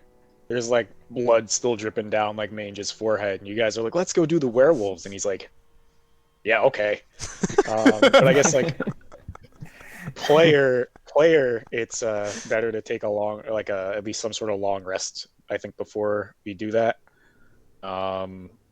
That's true. I mean, we could ask. I think either way, it makes sense to take a trip to Velaki, especially to tie back in with the tavern owners as well. Let them know that we defended the winery, because I think they seem to be more in the know than the people at the winery here, or at least the tavern owners have led on to that more. I mean, step one, take a long rest. Why don't we see if they'll quarter us in the winery for a night? I think they will because they Yeah. have to somewhere. I mean, they're not. We have like, tiny hut anyway, though. Oh, okay, Yep. shit, yeah. And So I also- think long rest here is definitely good, but then the path is correct. I think going through the werewolves back to a large amount of wine as a reward for this. Can we just bribe the fucking abbot with this? Alex, weren't we getting a large amount of wine as a reward for this? But Yeah. that was for our entrance into Krezik.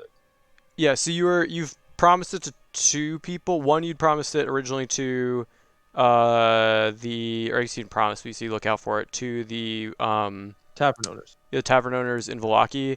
You also originally said you would get it to get into Krezik, but then they said, "Don't worry about it. Get us the wedding dress." So I'm thinking the best way for us to do this is to procure the wedding dress and then use that to sort of get back into Krezik, and then be part of the party that presents the dress and also present the wine to the abbot. Right? If we're trying to get the abbot on our side, that's the method I think we should use.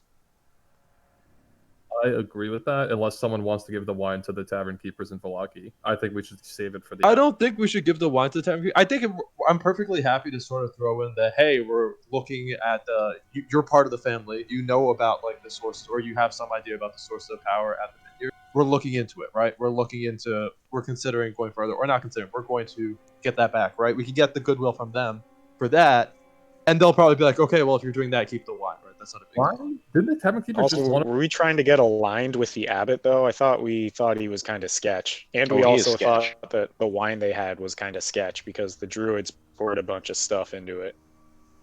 Yeah, that I don't know about. If we want to do like a nature check or some sort of thing, that's a good point. We don't want to present the abbot with anything that could be potentially like sketchy. But is it the delivery of wine they were going to give us not the ones the druids were treating? I thought that was the ones that they Yeah, still you're had. Those you're the ones pretty in the vats. confident that the wine that's done is fine. It's the wine Okay. that's in production is probably fucked unless you can find a way to. Aaron, the way I fix see it is we definitely don't want the abbot as an enemy. We don't necessarily need to use him as a linchpin for our strategy for like defeating Strahd. But I think getting on his good side is probably a good idea. So long rest, werewolf, Makes sense. anything in Velaki? Was anyone? Yeah, I'm thinking long rest, werewolves, Velaki, and then all sorts of terrible things in Velaki. Can we get a date check in terms of the festival business? I think it's tomorrow. Oh, Monka shake. So if we sleep, it'll be today. Yes, it'll be yeah. What time is it right now? It is probably a little bit after. It's probably like 3, 4, 5 p.m. ish, somewhere in there. It's a little hard to tell time in here. So we're gonna take a long rest over the night at the winery, either inside the winery or in tiny hut outside the winery. Wait, L, does Tiny Hut has a spell slot, but then as soon as you take a long rest, it refreshes, or no? Time spent. You can Aaron, not Aaron. Which one is which? Styx can cast it as a ritual, Yeah. so it's not like it. Oh, so it doesn't cost anything. Correct. I mean, it costs time. Correct. Oh, okay. Yeah. And Tiny Hut is basically just like a safe place to rest. Is that the idea? Yes. 10-foot radius immobile dome of force springs into existence around and above you and remains stationary for the duration. Spell ends if you leave its area. 9 creatures of medium size or smaller can fit inside.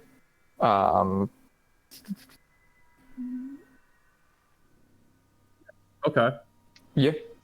Nothing can enter without your Yeah. permission. You can leave at any moment. Spells can't be cast through it. Okay. And the atmosphere is comfortable regardless of the weather outside, which is sort So of do neat. we want to rest in the winery or in a tiny hut near the winery? I'm going to pose this question to David as soon as we have this answer. What about me? I'm going to pose this question to Davion once we figure out. What the question is? Can we stay here, or what was it? I'm going to ask Davion as soon as I'm done asking the group, do we want to sleep in the winery or in a tiny hut on the winery property?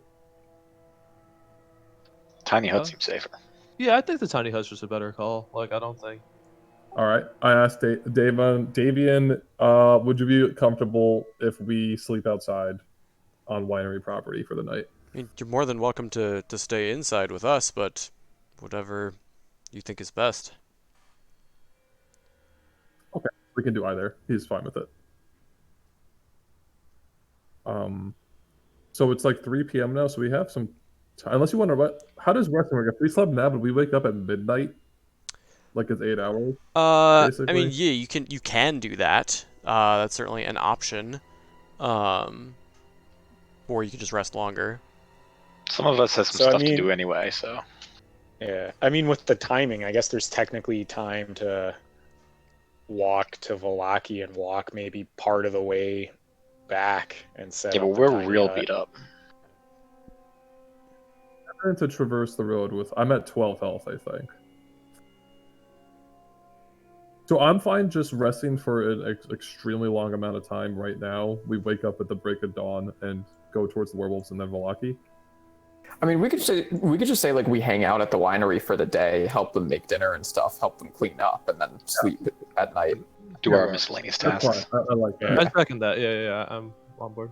Okay. Sounds good. So we're gonna fuck around the property for a few Just hours. acknowledge the fact that means we will be going to Valaki the day of the festival. We don't know. I'm if not that sure means that's they'll- avoidable, but that's just a point. Right. We don't know if it means they'll be on less on guard or more on guard. You know, like it could be Yeah. anything. Like they're all distracted. And player-wise, I think it'll actually be kind of interesting to see what's going on. Exactly. So that's the plan. I told Davian that we're gonna hang out, help around, investigate, do some stuff for a few hours, and then we'll fall asleep later. Okay. So yeah, y'all are able to sort of. Hold up. Yep. I am going to work on my 14 worth of runes and the book, since we have time for both. Which one first? The runes first. Okay. So yeah, roll for that. Ooh. All right.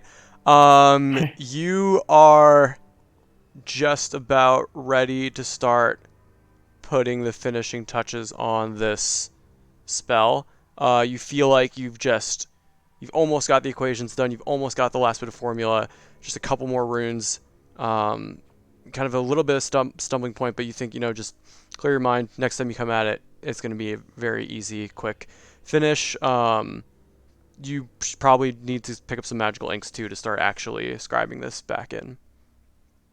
But yeah, since y'all characters taking a 5-minute break, let's also us take a 5-minute break. So we'll be back at like for you to all 2:05 1:15. or 2:15. for us. Yeah, thank you. I 1:15. can't do math. 1:15. All right. No worries. So yeah, let's stop there for a bit and then I'll see you all in 5. Yeah, sounds good.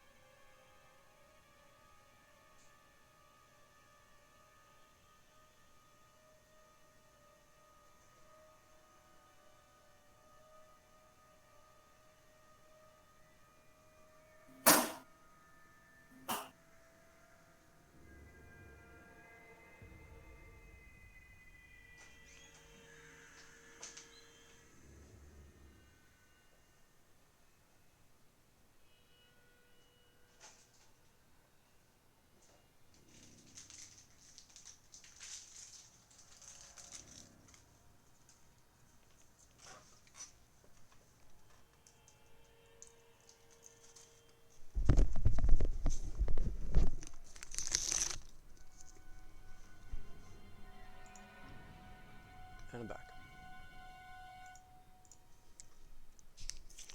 All right, I'm back. Yo. Oh.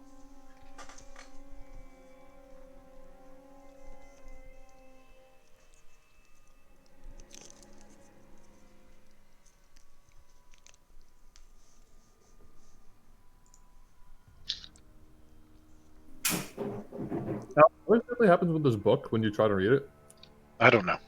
Well, like, what's the every long rest you can try to read it, or like what's the? I have to devote 2 hours, I think. 4 hours. That was this, 4 hours. There we go. Yeah, you can get help. And it will probably play out more of the chapter for you and anyone nearby. So you probably want to think about where you're standing when you cast that, or when you use that. And where your friends are standing. It's like an int-based thing, right? So it's definitely right for him to be doing that. Yeah, and you can get help. If I ask the Elder Martikov for a sample of brown mold, what's he going to tell me? might find out, right? Hmm. Well, he wouldn't. Didn't he say there was like a hidden door that leads to it? Or was Yeah, that Yeah, I would yeah. ask him to go get it. I'm not gonna go get it. I'll go get it.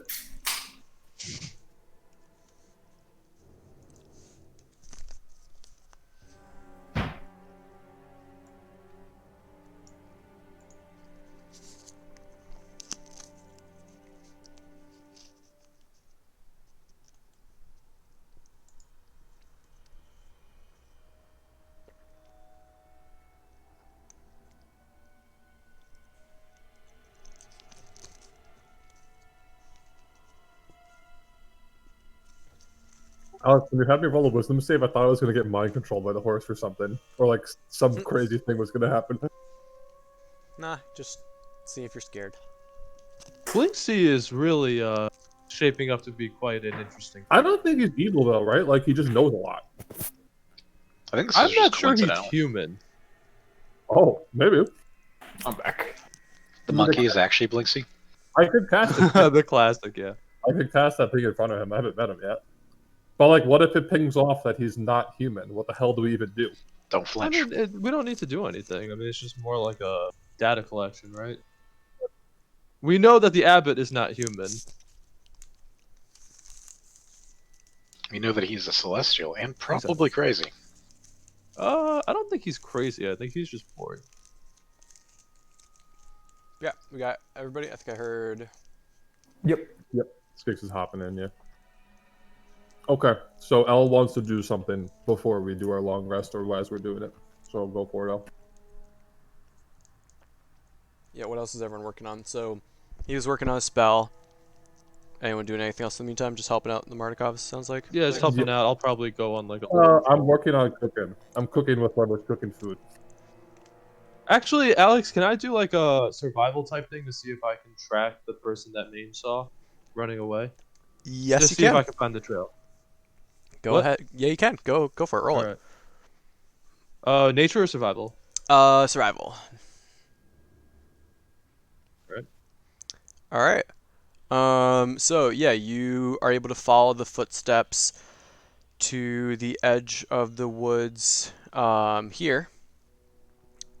How far do you want to follow them? I'm sorry, can you ping again? I got. Over to like here. Okay. And what time is it now? Sorry.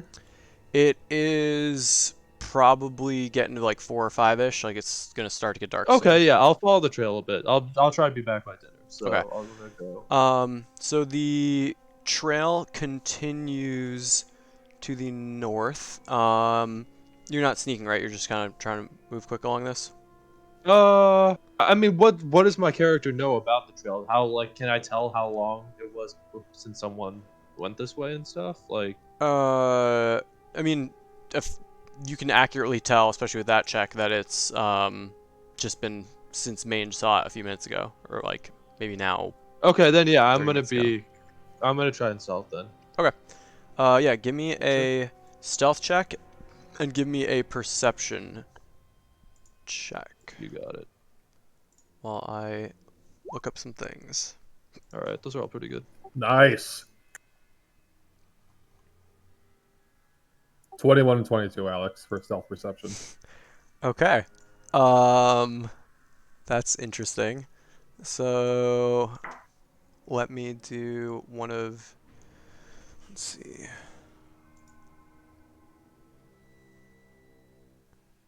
Okay. Okay. So as you're moving along, you do follow the footsteps heading northeast. Your eye also catches another set of footprints. So this first pair you're following is barefoot. The second pair is also very fresh and booted. And as you look to your left, so you're heading north, you look to your left west, you see a figure with a dark grayish greenish cloak looking out of the woods to the west. You actually recognize this figure because you would never miss that cloak. That is your father. He is looking out to the west. wearing his fancy magical cloak. It looks like he's looking out on the vineyard, looking out to the west, and you are like 20 feet behind him. The path continues northward, the one that you were following. What do you do? Alex, I wasn't ready for this. I guess I approach him. Yeah. Yeah, with that stealth check, you can get as close as you want. All right. I am. Yeah, I'm gonna sneak up on him and then say, "Dad?" Question mark. So he pulls his dagger and scimitar and turns and looks at you, and then kind of shocked, like kind of catches his breath and puts them away and says, "Oh, Falcon, you scared me there. What are you doing here?" What are you doing here? Just looking into some business. And you? You It's out always hunting? business, Dad. Always business. You know me, Falcon. Haven't seen you in a while. What have you?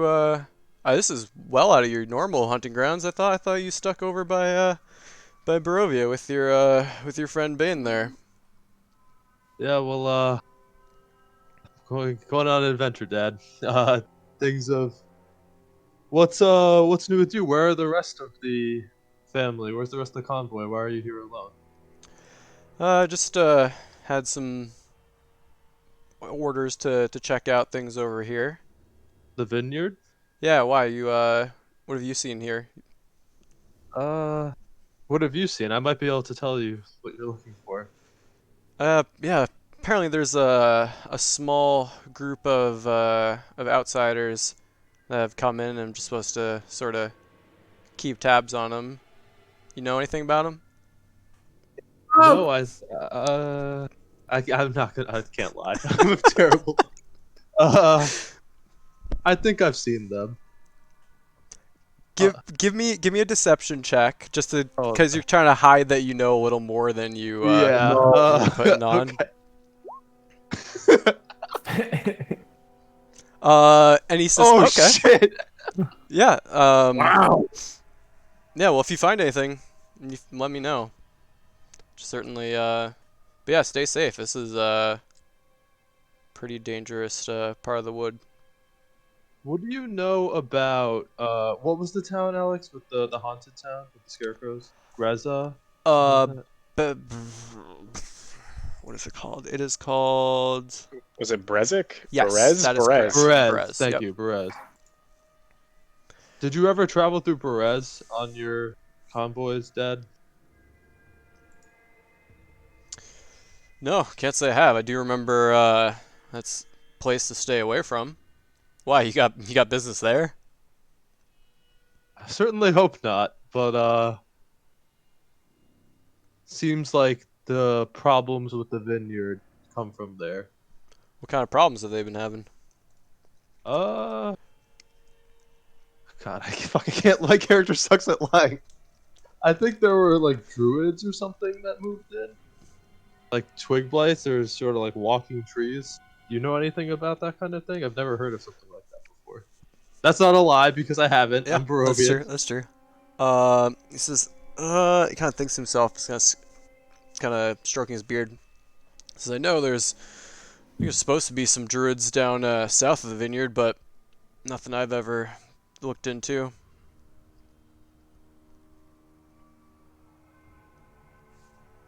What do you want with these outsiders, Dad? Who's sending you to look for them? Is it Madame Eva?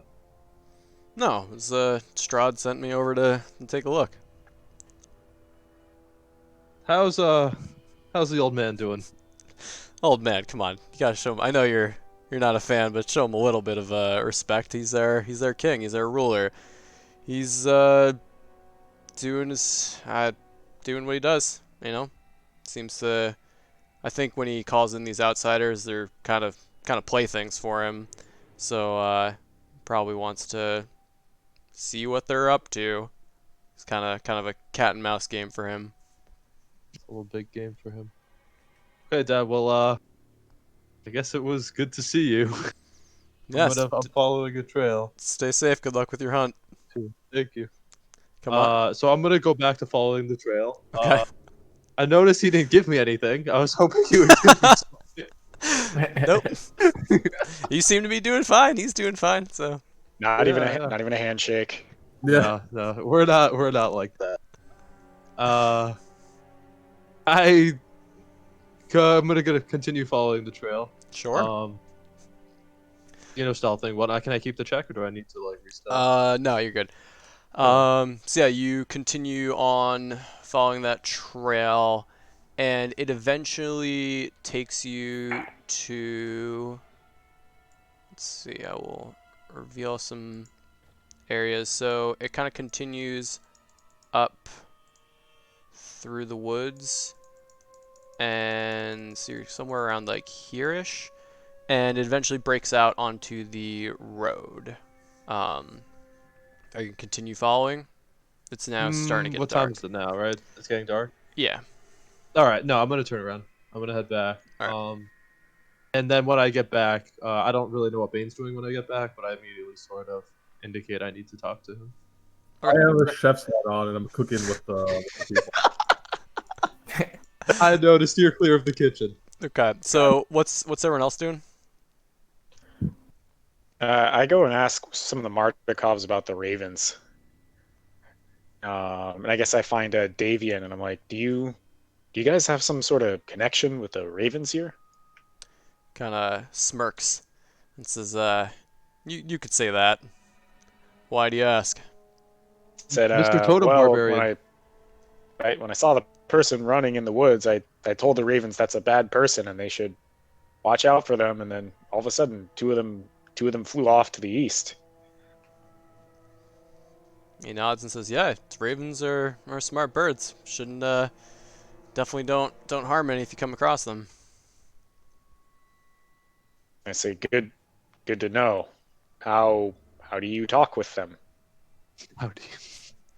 This is they're pretty smart. They understand more than you know. How do you understand them?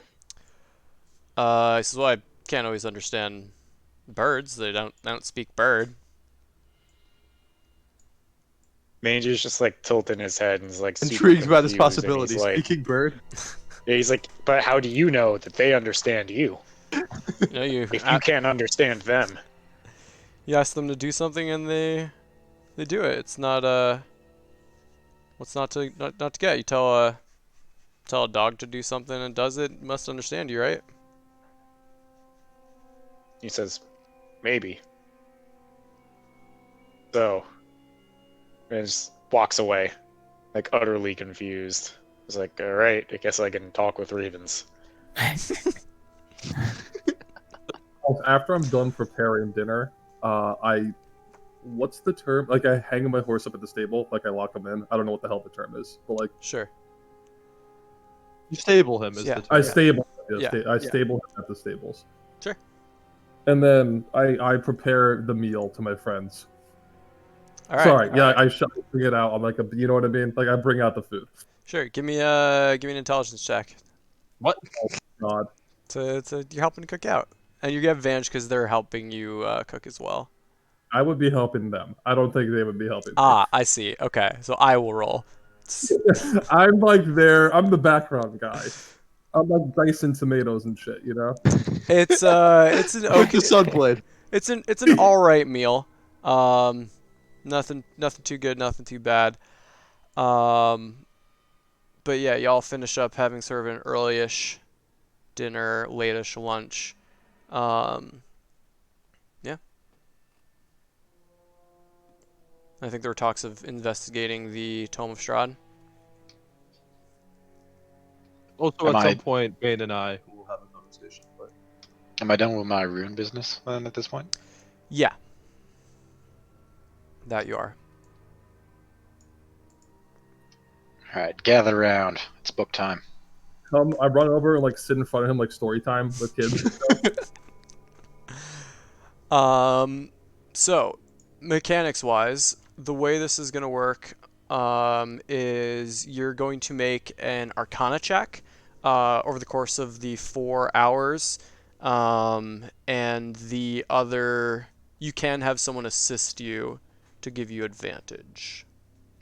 Skix, you seem capable. Yeah, I'll help.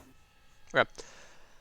So, it's just the PCs are all grouping up, hanging out here, I assume, And the giant goat. and the giant goat. All right. So yeah, we'll say y'all are sort of sitting on the veranda, Yeah. grouped up over here. Um, something like that. I'm missing some people, but y'all can locate your mini. There's Falcon down here. Yeah, so you're all sort of there. Is anyone keeping watch? I probably will. That's inevitably my Sure. job. So I will. So yeah, you give me a wisdom check, and then Anton, I need you to give me an Arcana check with advantage. Sorry, is it a wisdom check or a perception check? Perception check, thank you. Yeah. What are the odds? Pretty low. Interesting. Okay. So you begin looking over the tome, and again, a lot of it's this very beautiful foreign script that you can't really read, but as you focus and look into it, you sort of, the words begin to almost move before you and become recognizable, and then you two together, Skix and Antar, sort of pointing out words that you're catching and pulling together meaning, and finally you hear a voice say, "I was the warrior. I was good and just. I thundered across the land like the wrath of a just god." And suddenly fog just pours out of the book, covering you, and then you find yourselves just sucked, pretty much almost feels like, into the book. And what we find is you find yourselves I want to make sure I got this right. Okay, so I'm not in this, right, Alex? Because no, I'm keeping you're watch. there. You're standing like, we'll just say like there. So you all are pulled in. Just player, it's more fun if you're all here. Okay. So let me grab this. So that's not the one I want. That's fine. So, the mist coalesces into the dusk elf you saw in the previous chapter, not aged a day. The chatter of voices and the clanking of metal sing from outside the walls of an enormous tent. Its primary occupant is a colossal rectangular table atop which is a carved, intricate scale map of the lands of Barovia. The model mountains climb to nearly 5 feet in the air, and its valleys sink deep into the tabletop. A voice directly to your right orders, "Commander Gwillem, the table is yours." The order was delivered by a man in his early 30s with well-manicured jet black hair. His determined face is familiar to you. He does not appear dissimilar to that of a young boy you met at the home one summer afternoon, yet now he stands clad in scarlet armor adorned with angelic feathers etched in gold leaf. So, as you are standing about the table, there are 3 figures here. So there's the one figure who you've identified as Strahd. There is the elf Rahadin, and the person who is referred to as Commander Gwillem. You are listening to them talk, and they are pretty much discussing battle plans. As for where to attack, and so they turn to one of them turns to one of you and says, "Lieutenant, which path are you planning to join us in?"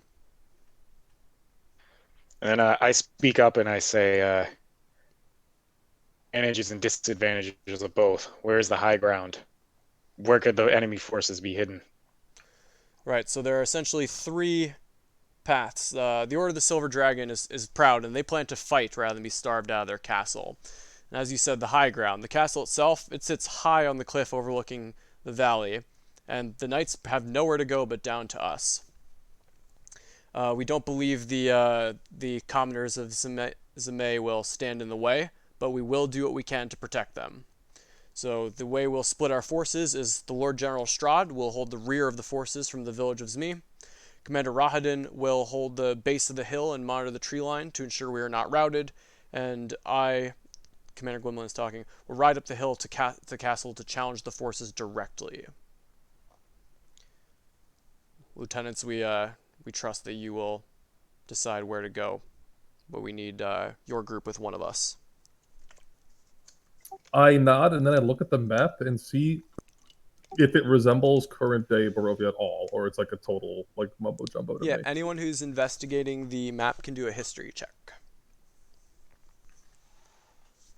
Elle, you would get advantage on this one. Yeah, I am not because I wouldn't know. But you can still just take a look if you're looking over the table, because you might sure. glean additional information off it. So history, we've got an 18 from Anton, 11, 11, 8, 13. Okay, so for Bane and Falcon, yeah, at a glance, this looks pretty accurate. The village that they're referring to isn't one you've heard of. And for Anton, you can now note the two interesting locations. You see the location of Argynvostholt, which looks like a manor up in the hills, and you also notice a village close to where you're thinking the village of Berez is. So we can add those to your map. So I will go ahead and add those to the map. Cool. He was talking about the paladins. What town were they talking about? I'm more interested as a paladin what this paladin town was. Zmay, but you've never heard of that town before. Is it noted on the map? Like, is it labeled? Okay. So essentially what I'll pull up for y'all is there's now an area here, which... We're looking at the winery right now. Yeah, same. Well, I will move y'all real quick. Over to here. There we go. All right. Okay. So you got this area here, which is southwest of Valaki, and we got this area here. And in fact, since y'all have the time to investigate the map, I'm gonna make detailed notes of this map. yeah, we'll kind of unlock a few more areas here. Since the part that they're discussing is specifically here. The village is also right there. Yeah, that is where the conversation is occurring about. So they want you to know if you're going to go with Strahd and hold the rear of the forces in the village, head with Commander Rahadin through the tree line to make sure they're not routed, or head up to the hill to the castle to challenge the forces directly. I will go up front with Commander. Well, they want you to all go in one group. Oh, they do? Okay, Yeah. sorry. I will look at the group. We should probably go with Strahd, an right? elite See what's going on. Yeah, we'll hold the rear with Strahd. The Rahadin is interesting. Yes. And we do speak I Elvish. agree. Yeah. They train Strahd, right? He's like their trainer. Yeah. Yes. Yeah. He's also a dark elf, which is pretty unique. Where was the paladin town on this map? Sorry, I know it's not actually going to be on here because I've never heard of it. Here. Oh, it is. It's the same town. Okay. Okay. Well, this is Ismay? Yeah, so Zmay is at the base of this hill. Okay. And Argynvostholt is at the top of the hill. Got you. So, Sorry, I didn't hear you. What's at the top? Argynvostholt, which is Argynvostholt. The castle we're attacking. Yep. Yep. Where the Order of the Silver Dragon is. So, Mange asked Bane and Falcon, do you know what happened to the other two? If you do, we should probably just go with Strahd. Do we know anything about this historically? I have no fucking clue as a character. So. No. I don't think anyone's gonna know. I want to follow Rahadin, but it's up to you guys. Yeah, Rahadin sounds interesting to me for Sure. for Let's go. whatever reason. I don't have a strong feeling. Yeah, I'm good with either. Or any of the three. So we can go with Raha then. Okay. Mage just like shrugs your shoulders and is willing to go wherever. Yeah, I'm gonna yield to Mange on these decisions since he once was in the military. Truth. Agreed. Mange is just like assuming this is all fake, and we're just kind of like watching whatever happens. So he's like, Yeah, "Yeah, yeah. all right, we'll go forward. We'll go with Rahadin." So the decision is to follow Rahadin into battle. So you step out of the tent. The conversational chatter of the camp builds to a roar. You blink and are now standing in the midst of a quaint farming village, many of its buildings wreathed in flame. Dozens of soldiers adorned with ravens are locked in combat against knights in silver and blue armor. Strahd sits atop a stocky bear mare, points his blade forward, and shouts, "Advance!" You are well ahead hearing that, and you are galloping off into the wood line. So as you arrive into the woods, you all get off your horses, and you and Rahadin just find silence. The trees are quiet, and it feels that the battle is distant. What do you do? I turn to Rahadin and I say, "Commander, what now?" It says, we should scout through here, make sure this area is safe, and then push forward from there.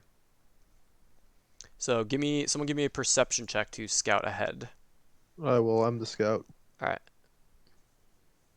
Alright, that's pretty shit. Did you roll it? Nothing roll. Oh, there it is. With a 15, you're all sort of walking forward, and you sort of are able to stop Bane before he takes a step into a snare that's laid in the grass. And you're able to find a few snares hidden amongst the bushes that would have probably grappled and suspended anyone who stepped into them. So you're able to point those out to everyone. Go ahead and give me a survival check as well. So, yes, Gix and Falcon, you're both sort of looking around, and you notice that there have been people recently moving through this area, and so you sort of begin pulling out your weapons and arming, and Rahadin sees you pulling out your weapons, and as you do, you are not surprised as a paladin charges through the trees along with 3 other infantry behind him. So let's go ahead and roll for initiative. Oh crap. We need our tokens. Yeah, let me push Yeah. you to here. What's the health situation looking like? You all would take the benefits of a short rest, because y'all did rest throughout the throughout like dinner and stuff. So everyone can take a short Alright. rest, but then that's all you got. Let me just load up on these hit die then. Rest. Let's see. And then once Can we you're- start rolling initiative, Alex, or are we... Yep, you are good to roll initiative, and I'm gonna start pulling out my figures. Am I? This is an old token. Yeah, the health wasn't what I. Yeah, had you'll have before, to but upgrade them at some point. I gotta That's figure fine. out how to like keep track of the correct Yeah, that's fine. tokens. At 12, I believe. So let me figure out. Short rest.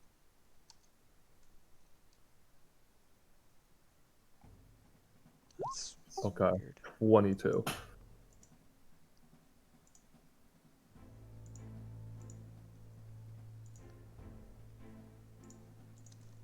All right.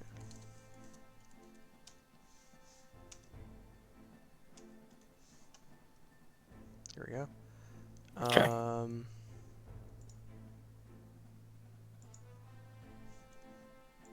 So let me grab some tokens. So y'all can sort of arrange yourselves where you were, and then I'll fill in the background. We're traveling south out of the woods, right? Mhm. In theory.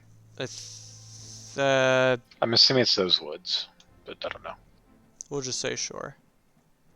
I'm probably near the front because I was scouting / surviving. Yeah. Yeah, I guess I was doing the same thing. Rahadin's here somewhere. Yep, he is. Right. Why can't I drag him in? There we go. Good. There he is. I'm hoping he's jacked because And then let's get Yeah. some other dudes.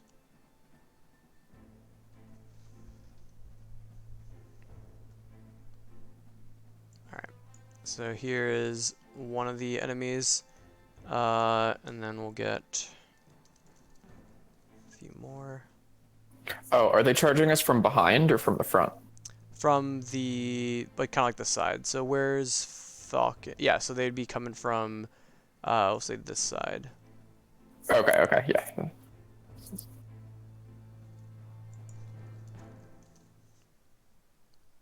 Struggling to find these tokens I need.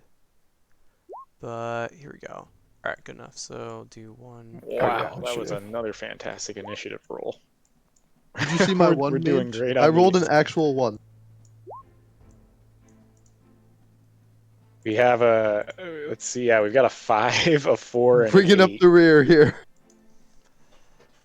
So there are a bunch of sort of bushes throughout this area. All the snares were now behind you to the north. So if you're moving through that area, be wary. But any of these bushes are difficult terrain and would also count as Cover. yeah, as light cover and lightly Okay. obscured. Okay. Are you putting there in every spot or just randomly? Are they what? Are they in every spot or are you just randomly putting them out? The bushes? Yeah. Yeah, all the greens are bushes. It's They're not everywhere. everywhere. It's just the bush. Square. Yeah, Okay. so everything else is not difficult terrain. But let's get Rahadin on the order. And then let's get the Paladini. guards and the paladin. So the paladin is going to be... Rahadin's got a +6. Who is a +6? Rahadin. That means he's dex based, Oh. man. He's a big dex boy. Yeah. Dex and Nice. super now. He's a dark elf. Was that a +6? Yeah. Isn't that +5? I'll scroll over the 22. I was not even aware you could do that. Yeah, because sometimes it matters what you actually rolled. So for the soldiers... Wait, Alex, which is the paladin? Is it the guy in front with the axe? Yeah, the guy in front. Okay. So this is going to be... Oh, they aren't all paladins? No, the other 2 are like 3 are guards. They Okay. all, yeah, I mean, they all are wearing like Part of similar the armor, order, but the one but- in front seems to have more intricately crafted armor. So he's probably a Okay. higher rank, is what you're guessing.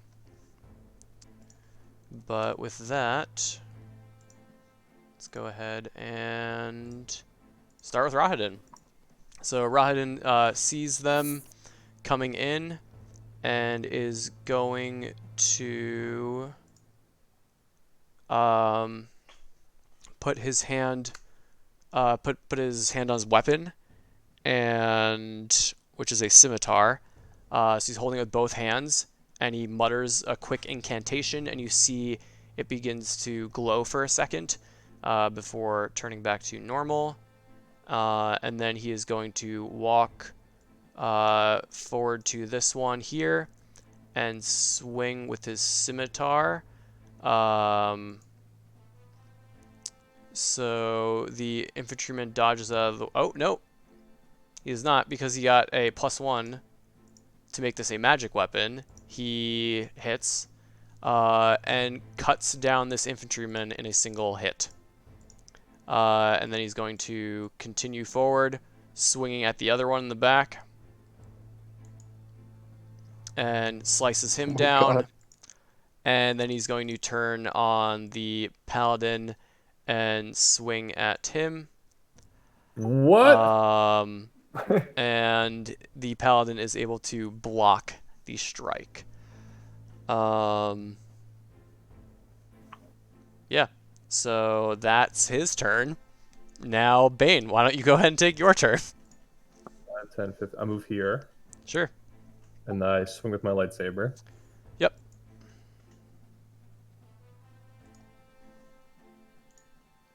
I use my divine thingy to give it +10 to hit. A 23 hits. I spend 2 spell slots. Mm-hmm.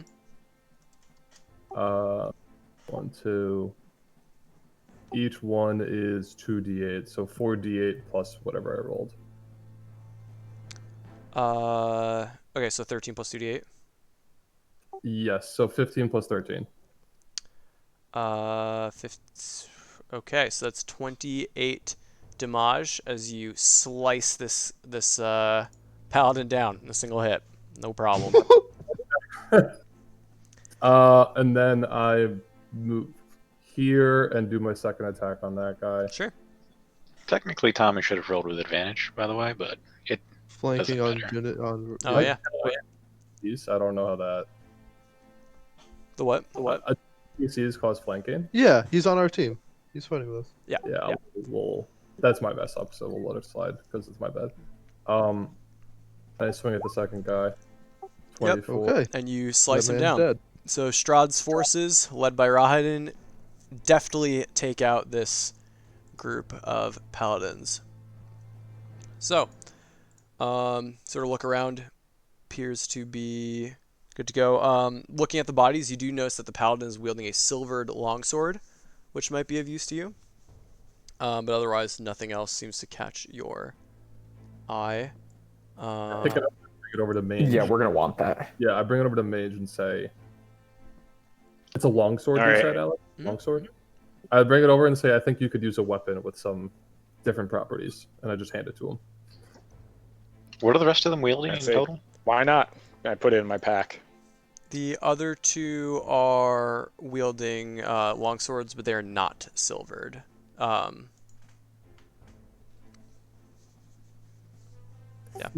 like this idea, El. I like where your head's at. Loot everything, put it in the bag of holding. Yeah. Okay, so Yeah. you have now 2 additional longswords, some chainmail, and some stud leather if you're going to strip these folks down. I don't know if we have time to strip them down, but we take the swords for sure, right? Sure, so you take the swords. What is Rahadin's reaction to us looting on the field? Yeah, I was going to say, once you take the swords, Rahadin says, all right, yes, take the weapons, but let's keep moving. And you find yourselves... pretty much as you pick up that, as you hear him say that, you have a second to catch your breath and suddenly find yourself elsewhere. A river of blood flows down the enemy's silvered sword lying idly in the mud. A divine cacophony of thunderous booms beat on your eardrums, followed by a cold shiver that runs the length of your spine. The cold seems to emanate from the mansion high on the hill. A blood-curdling roar rips through the air, silencing the battlefield, and your attention is drawn southward. The sun above reflects harshly off a pair of glinting silver scales and claws that crest the turrets of the castle, and your gaze in full view of Argynvost, the silver dragon. You hear that voice again, but the war years and the killing years wore down my soul as the wind wears stone into sand. And then you find yourselves back in the Mardukov winery, where you were. The weapons that you found, the silver sword that Mange put on his side, is still there. The blood on your blade, Bane, that or a little bit that splashed on your clothes, is also still there. So whatever's going on in that book, it's not just a flashback to the past is what you're putting together. How much do I know about time travel? Arcana check.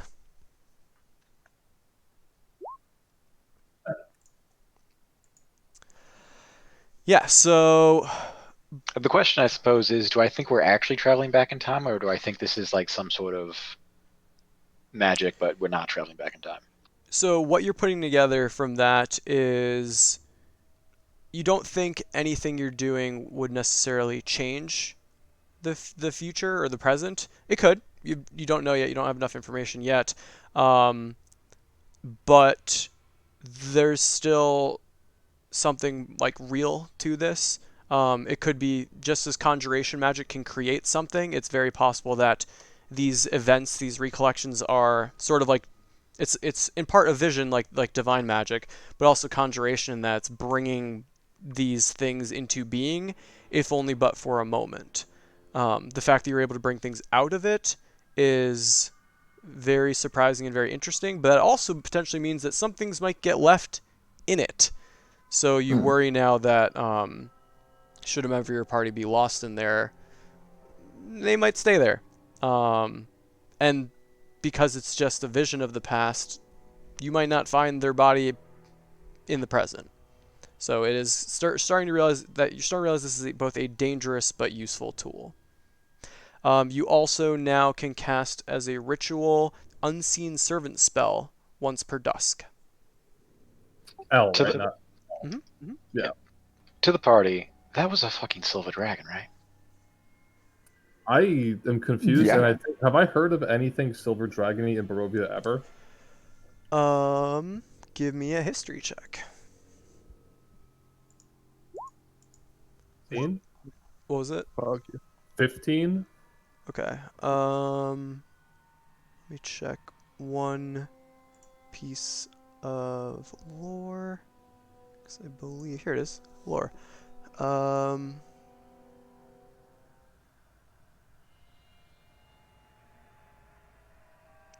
Yeah, so you do remember hearing tales from someone that once visited from Vallaki, and you were sort of talking about, the various dangers and creatures in Barovia, because that was when you just started picking up the blade and really taking it seriously and practicing, so you wanted to know about everything. And someone told you a legend, which you figure was just their BS story, that there was a dragon that died long, long ago west of Vallaki in a haunted mansion. Lads, But you do now that's remember the Madame Eva's reading, right? One of those was we're gonna find something in the tomb, not the tomb, but in the dwelling of a dead dragon. I I did thought that was I did add the notes to your party notes. So yeah, what Krishna's referring to is this card sheds light on one who will help you greatly in the battle against darkness. I see a fallen paladin of a fallen order of knights. He lingers like a ghost in a dead dragon's lair. So I put that together, and I snap my fingers and say, I think this is where we need to go for, what was it, person? We're looking for a ghost at this area. Yeah. Yeah, the area we were just And fighting. where is that? I'm sorry, Mhm. on the map, like we're going west to. Yeah, pushing you back to Barovia. Is that is actually gonna be at Greza or whatever, right? That's where the cabin. Way north. You're thinking it's right here. Yeah, Yeah. okay.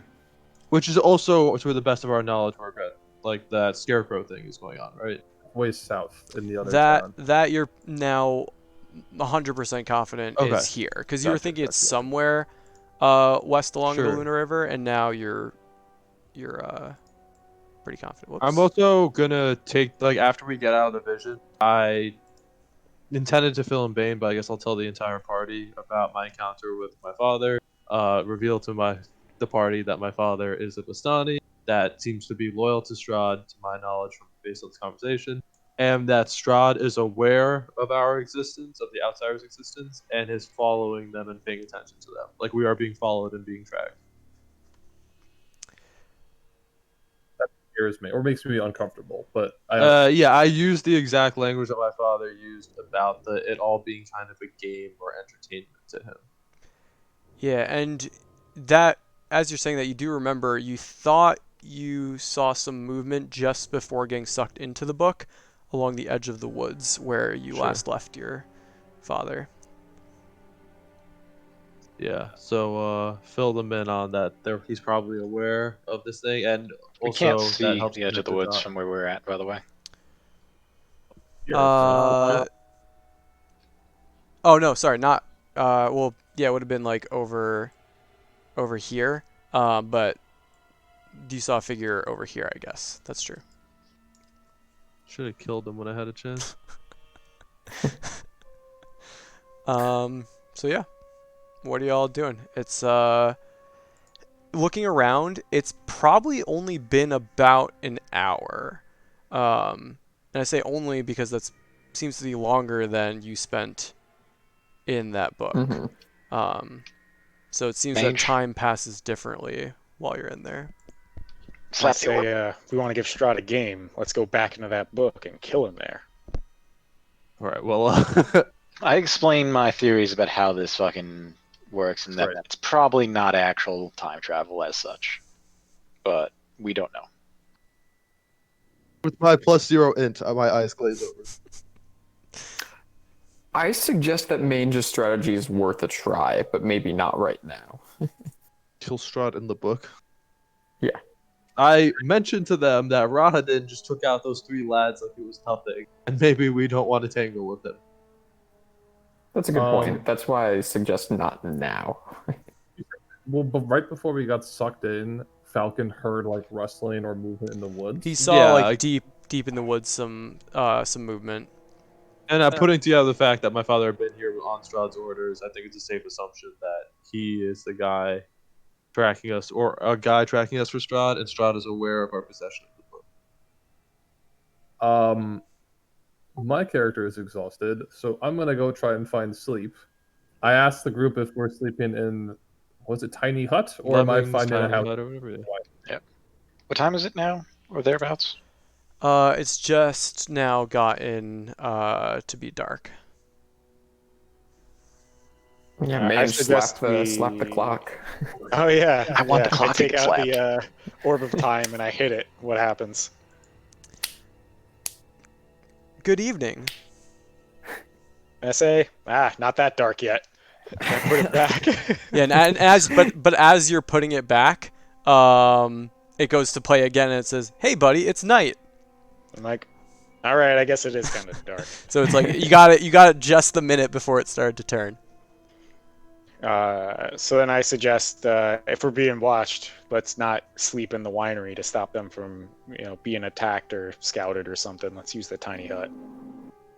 Over and watch Skix cast tiny hut as a ritual, the same way I watched Elle open this book, like cross-legged like a kid on the floor. Yeah, I cast Leomund's tiny hut. Okay. So I assume you go a little bit out of the veranda, out in front of the house where it's. Yeah, I'm like the lawn-ish area over here or something. Sure. How many people can fit?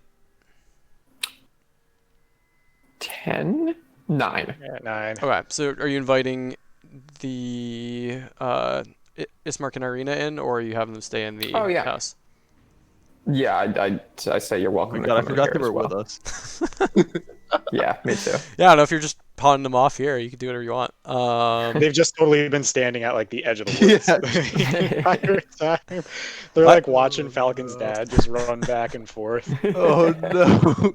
No, they're not. They're not dumb and just stand there. They were following around the Martikovs and sort of helping keep an eye out and helping with dinner and stuff like that. But yeah, with that, rest takes you without much issue. Okay. So everybody gets the benefits of long rest and the benefits of leveling up. So you are all now, I believe, level 6. Is that correct? Oh my god. Elle, Yeah. Elle, this is it. This is what you trade for, Elle. You got that bag now. It's a graveyard on the way back to Vlaki. Oh god, here we go. Necromancer begins. I'm gonna Wait, have they- to. did We're they- gonna have to get you L sometime this week. I need to. We need to preset up your tokens because I don't want to do that next time. Right, Yep. right. So for those of you those- not aware, L is a necromancy wizard, and now has access to spells that let him raise the dead. So hooray! Dope. Fights will take longer, or So go like much we faster. can just go grab Felix from Velaki and just be like, "Hey Felix, go." He's in do bits some because stuff. Mange chopped him up into bits. Oh yeah, Oh, that's right. yeah. I forgot about that. Speaking of, In your defense, you were very mad when you did that. Yes, raging. yeah, Absolutely. he tried to doesn't do paralyze that. you or something. All right, so we're heading out for the werewolf, striking out. What's the deal? Because outside of person, Alex, we have a little less than an hour, right? At 3 o'clock, we're gonna Yep. call it. So I gotta run at the latest at 3 your time, so that I have time to eat before my other D&D game. So we can either stop here as you leveling up and getting benefits of long rest, or we can continue on a little further. I'm fine with either. I definitely don't want to start the werewolf thing and have like a loose end that it takes too long, right? I was Because on the point where we start the werewolves and then just stop. But if you don't want to, no, I'm fine with that. Look, in the sense that, yeah, I mean, I don't know how long the combat will take. Are you going to give us another like 3 million twig flights? Is that something that could happen? If we roll initiative, we're probably just gonna stop there and start with the fight. Okay, yeah, that sounds So, like a good. yeah. That sounds like. That's fine. So do we want to take a little time to quickly level up then? I think what we should do is go there, and if we roll initiative, assume that we did the leveling up. So we'll do the leveling up. I will roll initiative, stop, do the leveling up. Well, also most of you hitting level 6, it just gives you a thing. No one's multi-classing, right? Or is anyone multi-classing? God no. yeah, I just got like an aura. I didn't Yeah. really get anything. So you should I don't pretty much even all know get what affected. rogues The get. only exceptions are Skix and Anton might have a little bit of I time. get things added, but they're not. It doesn't. There's no choices to be made except for Yeah, two I spells. don't. Same. Ooh, I'm I trying to figure out. It doesn't automatically tell you if you get spells, which is Well, Oh, you but I got automatically 2 get choice and yours. expertise. Oh god. So You just prepare. yeah, Cody, more spells. for cleric, it's you're going to be able to prepare one more spell. yeah. Okay, But the list is still the same. I see that. Okay, So just pick and one more that you're equipped. and I also get an ability which is absolutely useless to me because it lets you fly equal to your walking speed in dim light, and I can already fly. Wait, but that means you can fly with heavy armor on. Oh, that's a good point. Ooh, yeah, that's good. That is a good point. So that is not useless. Yeah. So now you can either fly. You can fly at 25 in dim light, or you can fly at 50 in light armor. Yeah. Anywhere. Interesting. Yeah, I didn't think about that. Been working hard to get those gains so you can fly again. Yeah, With heavy armor. Swole, getting swole. training with the heavy armor. Magic gains. Alright, I got 2 more. I got expertise in 2 things, I think. Oh, sick. Cool. I'm taking aspect of the elk beast, which means mounted or on foot, travel pace is doubled, as is the travel pace of up to 10 companions when they're within 60 feet of you and you're not What? incapacitated. That is sick. Wait, fast. read that again? So it's aspect of the beast. Whether mounted or on foot, your travel pace is doubled, as is the travel pace of up to 10 companions while they're within 60 feet of you and you're not incapacitated. The elk spirit that's helps you dope. roam far and fast. That is actually pretty dope because that's pretty much going to cut in half the number of encounters that you get while you're traveling. Wow. Nice. I almost decided to keep going with the bear, but I just didn't feel like doubling my carrying capacity or taking advantage on strength checks. I was like, this sounds really useful, and the other 3 don't fit RP wise, so Sure. elk it is. All right, and then Anton's got some. Yeah, that looks shenanigans. solid. And I I got also have. I mean, Anton, you might have the same spells, but I have a bunch of spells which let me like not bring back the dead, but bring back their spirit, so you could interrogate them. Speak with dead. I also speak with dead, and I also can prevent the Gentle dead repose. from Yeah, thank yeah. you. Well, feign death is one too, which is awesome. But ceremony can prevent someone from becoming undead, and then there's another one which is more specifically about becoming undead without as much casting time. I forget what it's called. Gentle repose. Yeah, I think those are more cleric Gentle, specific. yeah. Yeah, wizards don't have those, I don't think. No. Oh, cool. Okay. So we attempt to sleep through the night. Did anything happen? We're in an invincible tiny hut. Yeah, I mean, if you slept and then you woke up, and that was all. Quickly get up and check my skeletal horse. Is he alive? Your skeletal horse is fine and alive. One of the Mardikovs comes down and asks you. Stefania asks you. So, where did you decide to take the wine? Are you ready to deliver it? We can certainly take our wagon with you somewhere if you'll be taking it today. Does it look like the amount of wine we are receiving is a wagon's worth, or will we be able to carry it ourselves or something? We are not carrying barrels of wine. You do not think you could carry these 5 barrels yourself? How about this? I have an idea. I say my friend knows how to drive vehicles very well. Why don't you give us the wagon to bring to Vallaki? And maybe we'll bring it back. Well, we can check it in with your with the inn people there, like your family members there. Oh yeah, that's true. That's true. Like we're familiar with them. Yeah, and I think it wasn't even a deception. I think someone has. I have smuggling background, so I can drive wagons. Likely we have someone who's able to drive. They say that's fine by us. The more people we have here, the safer we'll be. So we thank you. Just try to bring it back if you can. Otherwise, maybe our family at the Blue Water Inn will bring it back. Yes. And then Right, I guess I'm aren't we- driving the are we wait, going north? Do we want to take this to now? like it's Christmas, and I explained that we got a fucking wagon. I'm like, we have a fucking wagon, guys. That is a question. Where are we intending to go first? Werewolves. Like, are we just gonna leave this on the side of the road and it gets stolen? Yeah, I'm not It sounds like we're super gonna leave it keen on the side of the taking road this and it gets stolen. right now. If we're gonna go fight the werewolves, if we were going straight to Vallaki, I think we should just take this. If I mean, we could just tell them that we'll take it we'll on the come way back. back. I think Yeah. for it. Yeah. I explained that deal happened, and I explained we'll be back within a few days to take the wagon. Yeah. Oh, that's totally fine. I mean, we probably won't have any wine ready any day soon. I think, like you said, the wine we have here is gonna have to be thrown out. We don't have any way of cleansing it, so. All right. As long as you keep ours safe, that's fine. Can I speak with Davian Meritok? Right Marikov? quick. Yeah. You need to get his name right if you want to talk to him. Yeah, he's kind of keeping watch out front right now.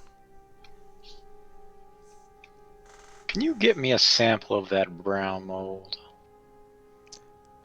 He looks kind of confused and says, "No." How bad that's would it really be if very it was dangerous. Okay. If you want to try to get some yourself, I guess you could, but it will probably kill you. Another time then. All right. Blast a fireball into the room. What could happen? Is that Krishna or is that Falcon? No, that's Krishna. That's not Falcon. Falcon has no knowledge of Wait, hurricanes. what do I know about brown mold? Give me a nature check. Well, allow me to give the nature check as well. He is asked. Are you're eavesdropping here? Yeah, always. I don't trust these outsiders. All right, that's a pog nature check right there. You still could just not know anything, in fairness. L, you can also do. do a nature check. Oh, mine's not gonna be nearly as good. Actually, mine Sounds can't like it's like possibly be as native good. though. But where is it?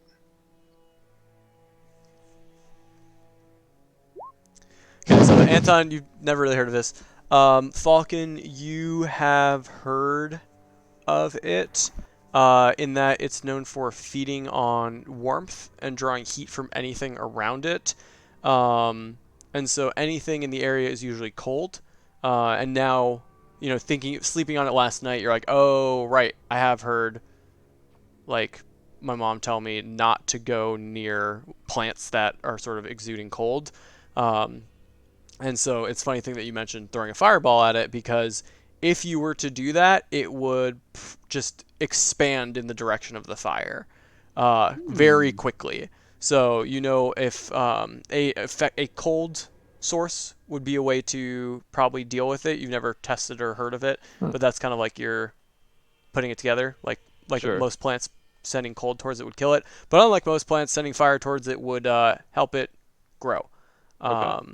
So yeah, you know that it's quite deadly should you get close, like even within a few feet.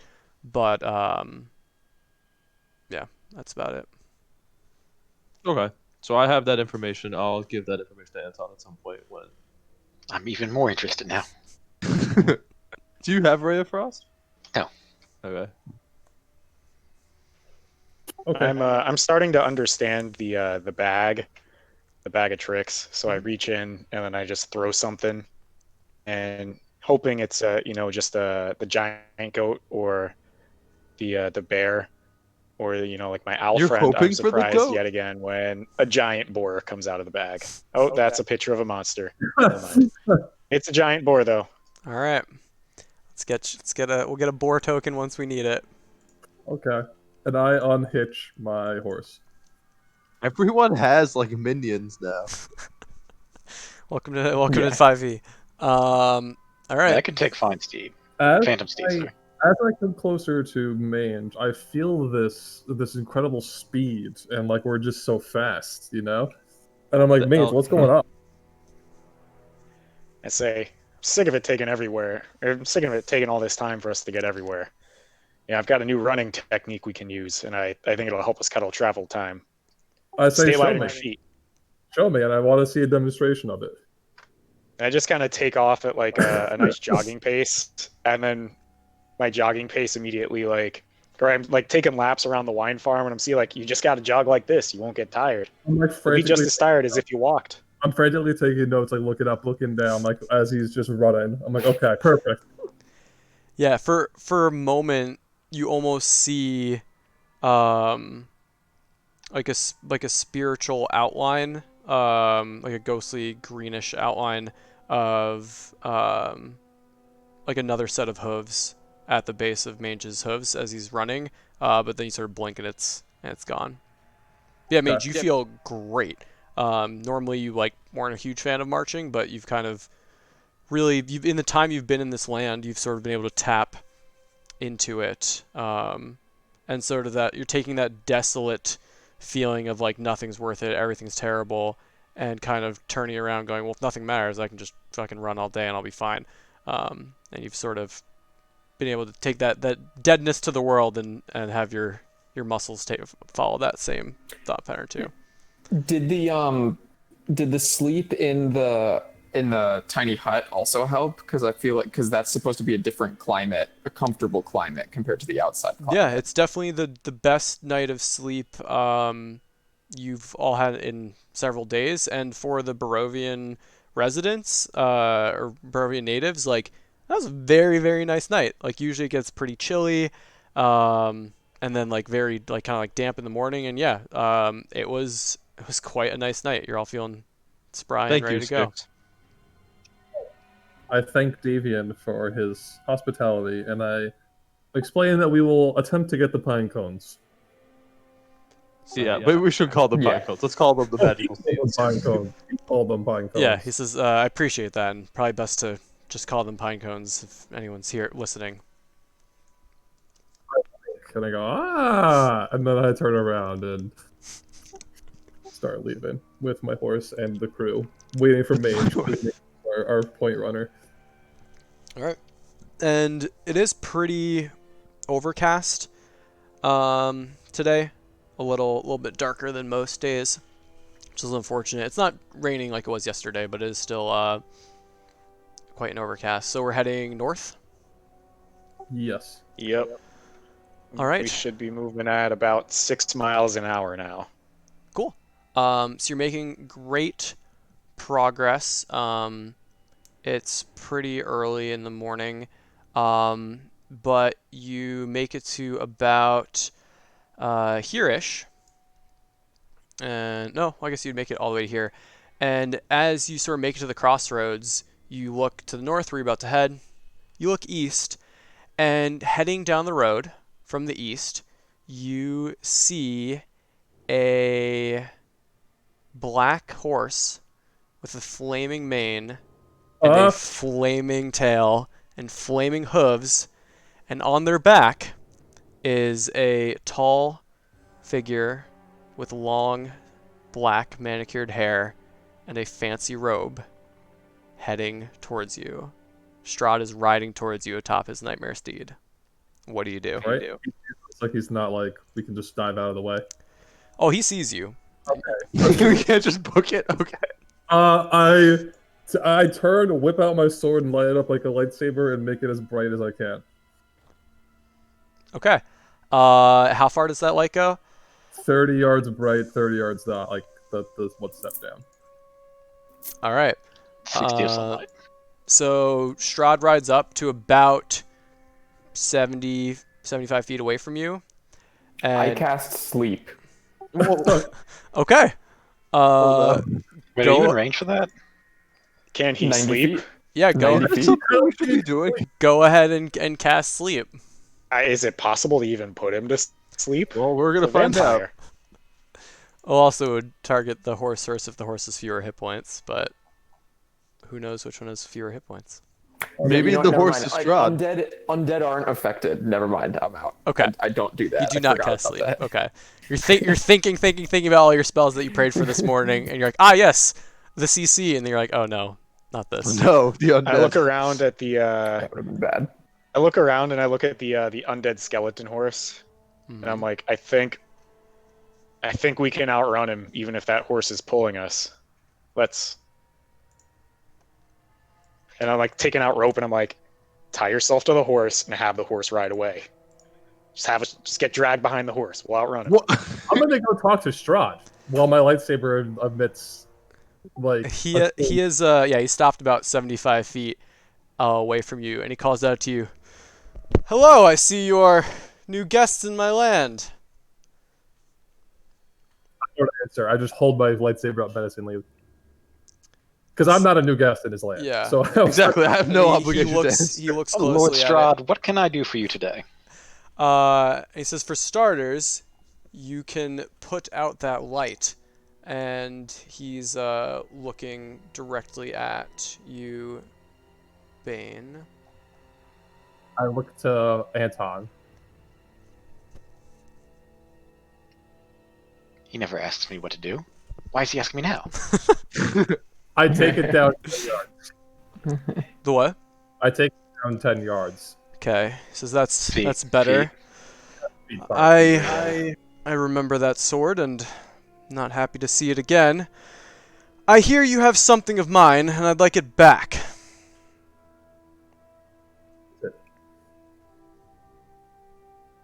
Oh fuck! What's her name is with us? Well, I asked No, that's not what he's talking about. I certainly have no idea what you're talking about, Lord Strahd.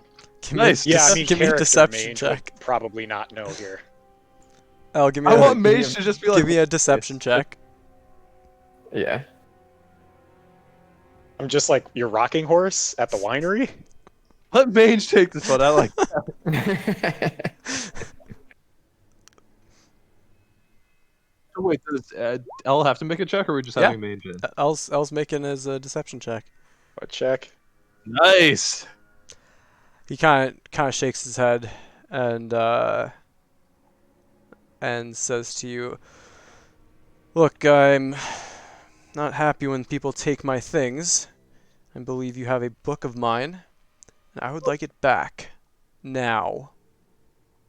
And you begin to hear, Falcon. You begin to hear wolves on the woods coming close to you. And he also then he's kind of looking over the party and says, "Oh, interesting. Titania, I didn't know you'd be here as well." And Irina kind of looks scared about and sort of steps behind Mange a little bit. How does Bane feel Is about the this? tiny hut where we left it? No, once you leave it, That's it's gone. expired. I asked Strahd, I'm like, what do you want with her? Says she is to be my wife. I'd say that's Irina. That may be her name now, but she was once Titania, and she was to be mine before she was taken from me. Shall have her back now. Are you planning a wedding? I'd like to. Would you I'm like to not help that me good plan? at math, but I don't think those numbers add up. Couldn't be your wife. Just kind of shakes his head and says, Go ahead. Go ahead. You're an interesting one, Mange, but sure we'll have quite some fun together." And I ask, will you be needing a wedding dress for this wedding? Of Nice. course. Nice and obtuse. Of course, you say. So Now- I look over at Irina and see what she's doing, or think, like, what is she doing?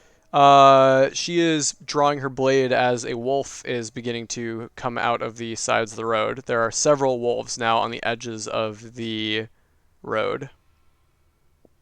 I make my sword as big as possible and start walking kind of fast at Strahd, so he's forced to like. Yeah, his mount begins to gallop up in the air as it sort of backs away from you. And he looks very, very mad at you. And he says, you need to give me that sword now. He's looking a little annoyed and angry. Okay, and just keep walking towards him with bright sunlight. Okay.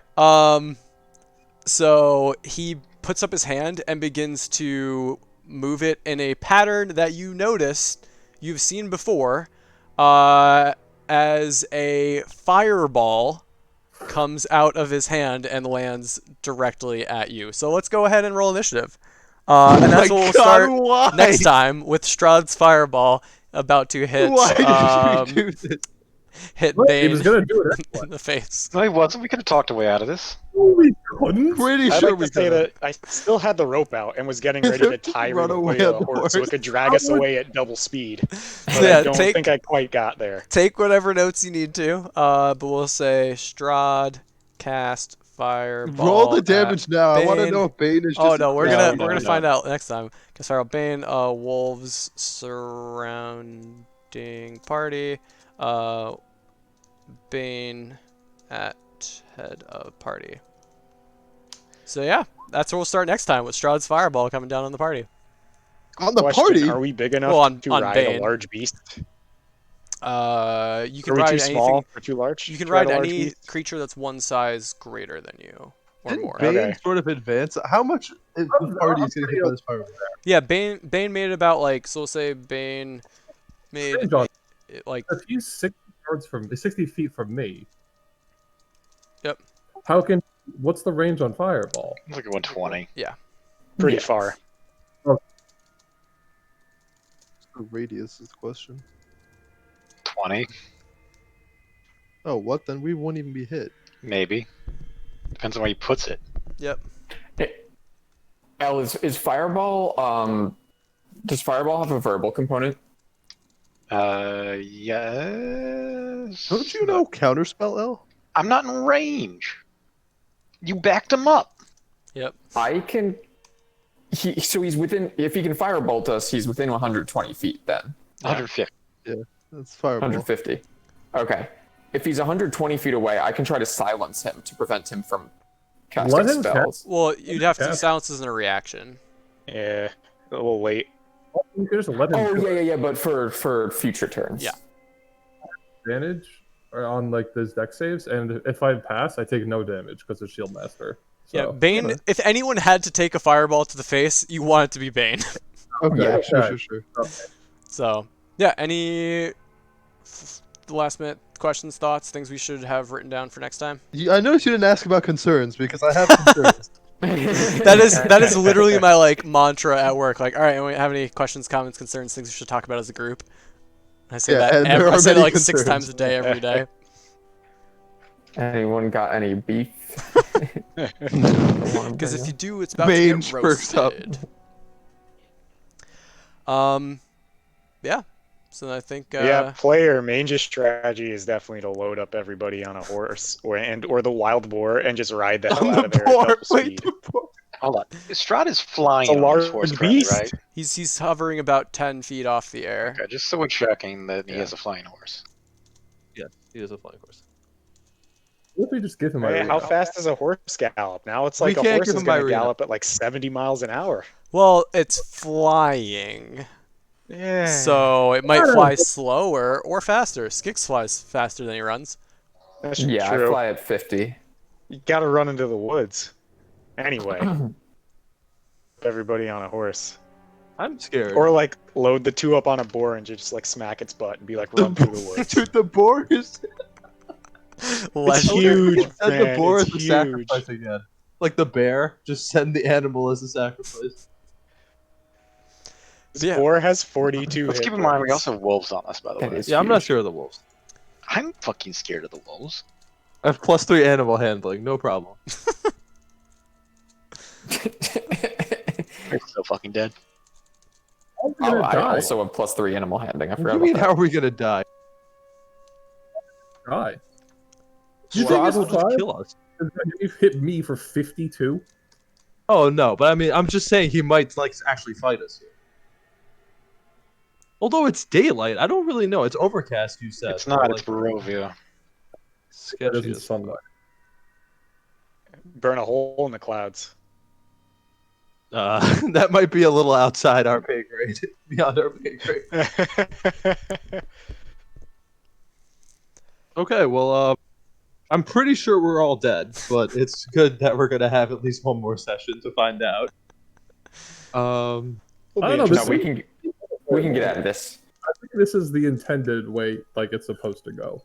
Like No, he- I had a suspicion that we were supposed to lose Tatiana somewhere along the way. Hopefully this will not be that one because I think she's pretty crucial.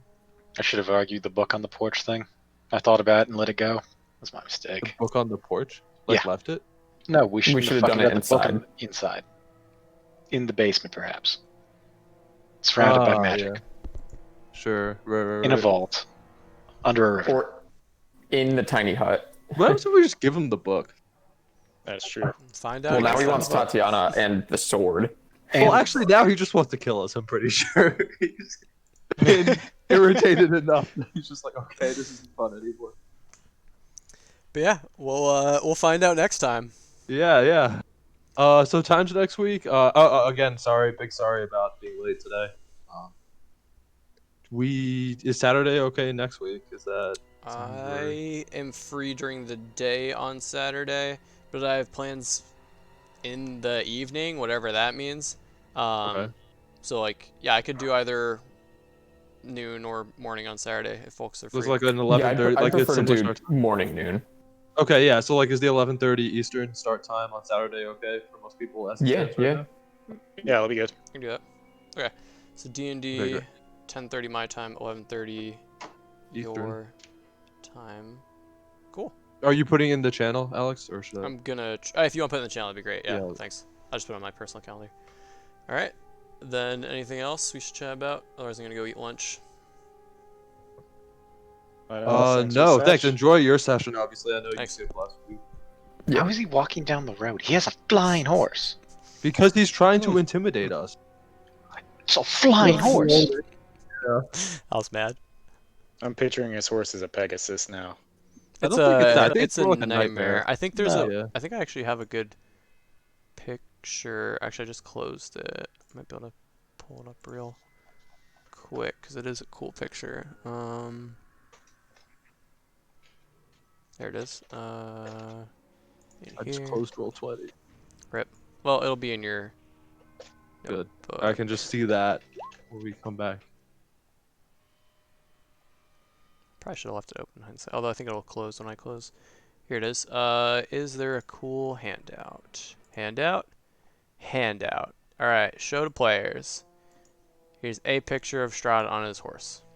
Also, Ah, also phallus, right, or something? Also phallus. looks He's warm. Bucephalus. Bucephalus, right? So yeah, he's a very pretty horse. Very scary. But yeah, thanks for the game, y'all. I will see y'all next Saturday. Yep. Thank you. Yeah. Alex. Bye, everyone. Ooh. Thanks for the game. Later, Alex. Fun fact: Bucephalus was Alexander the Great's horse's name. Oh, That's this is what interesting. the reference. Never knew.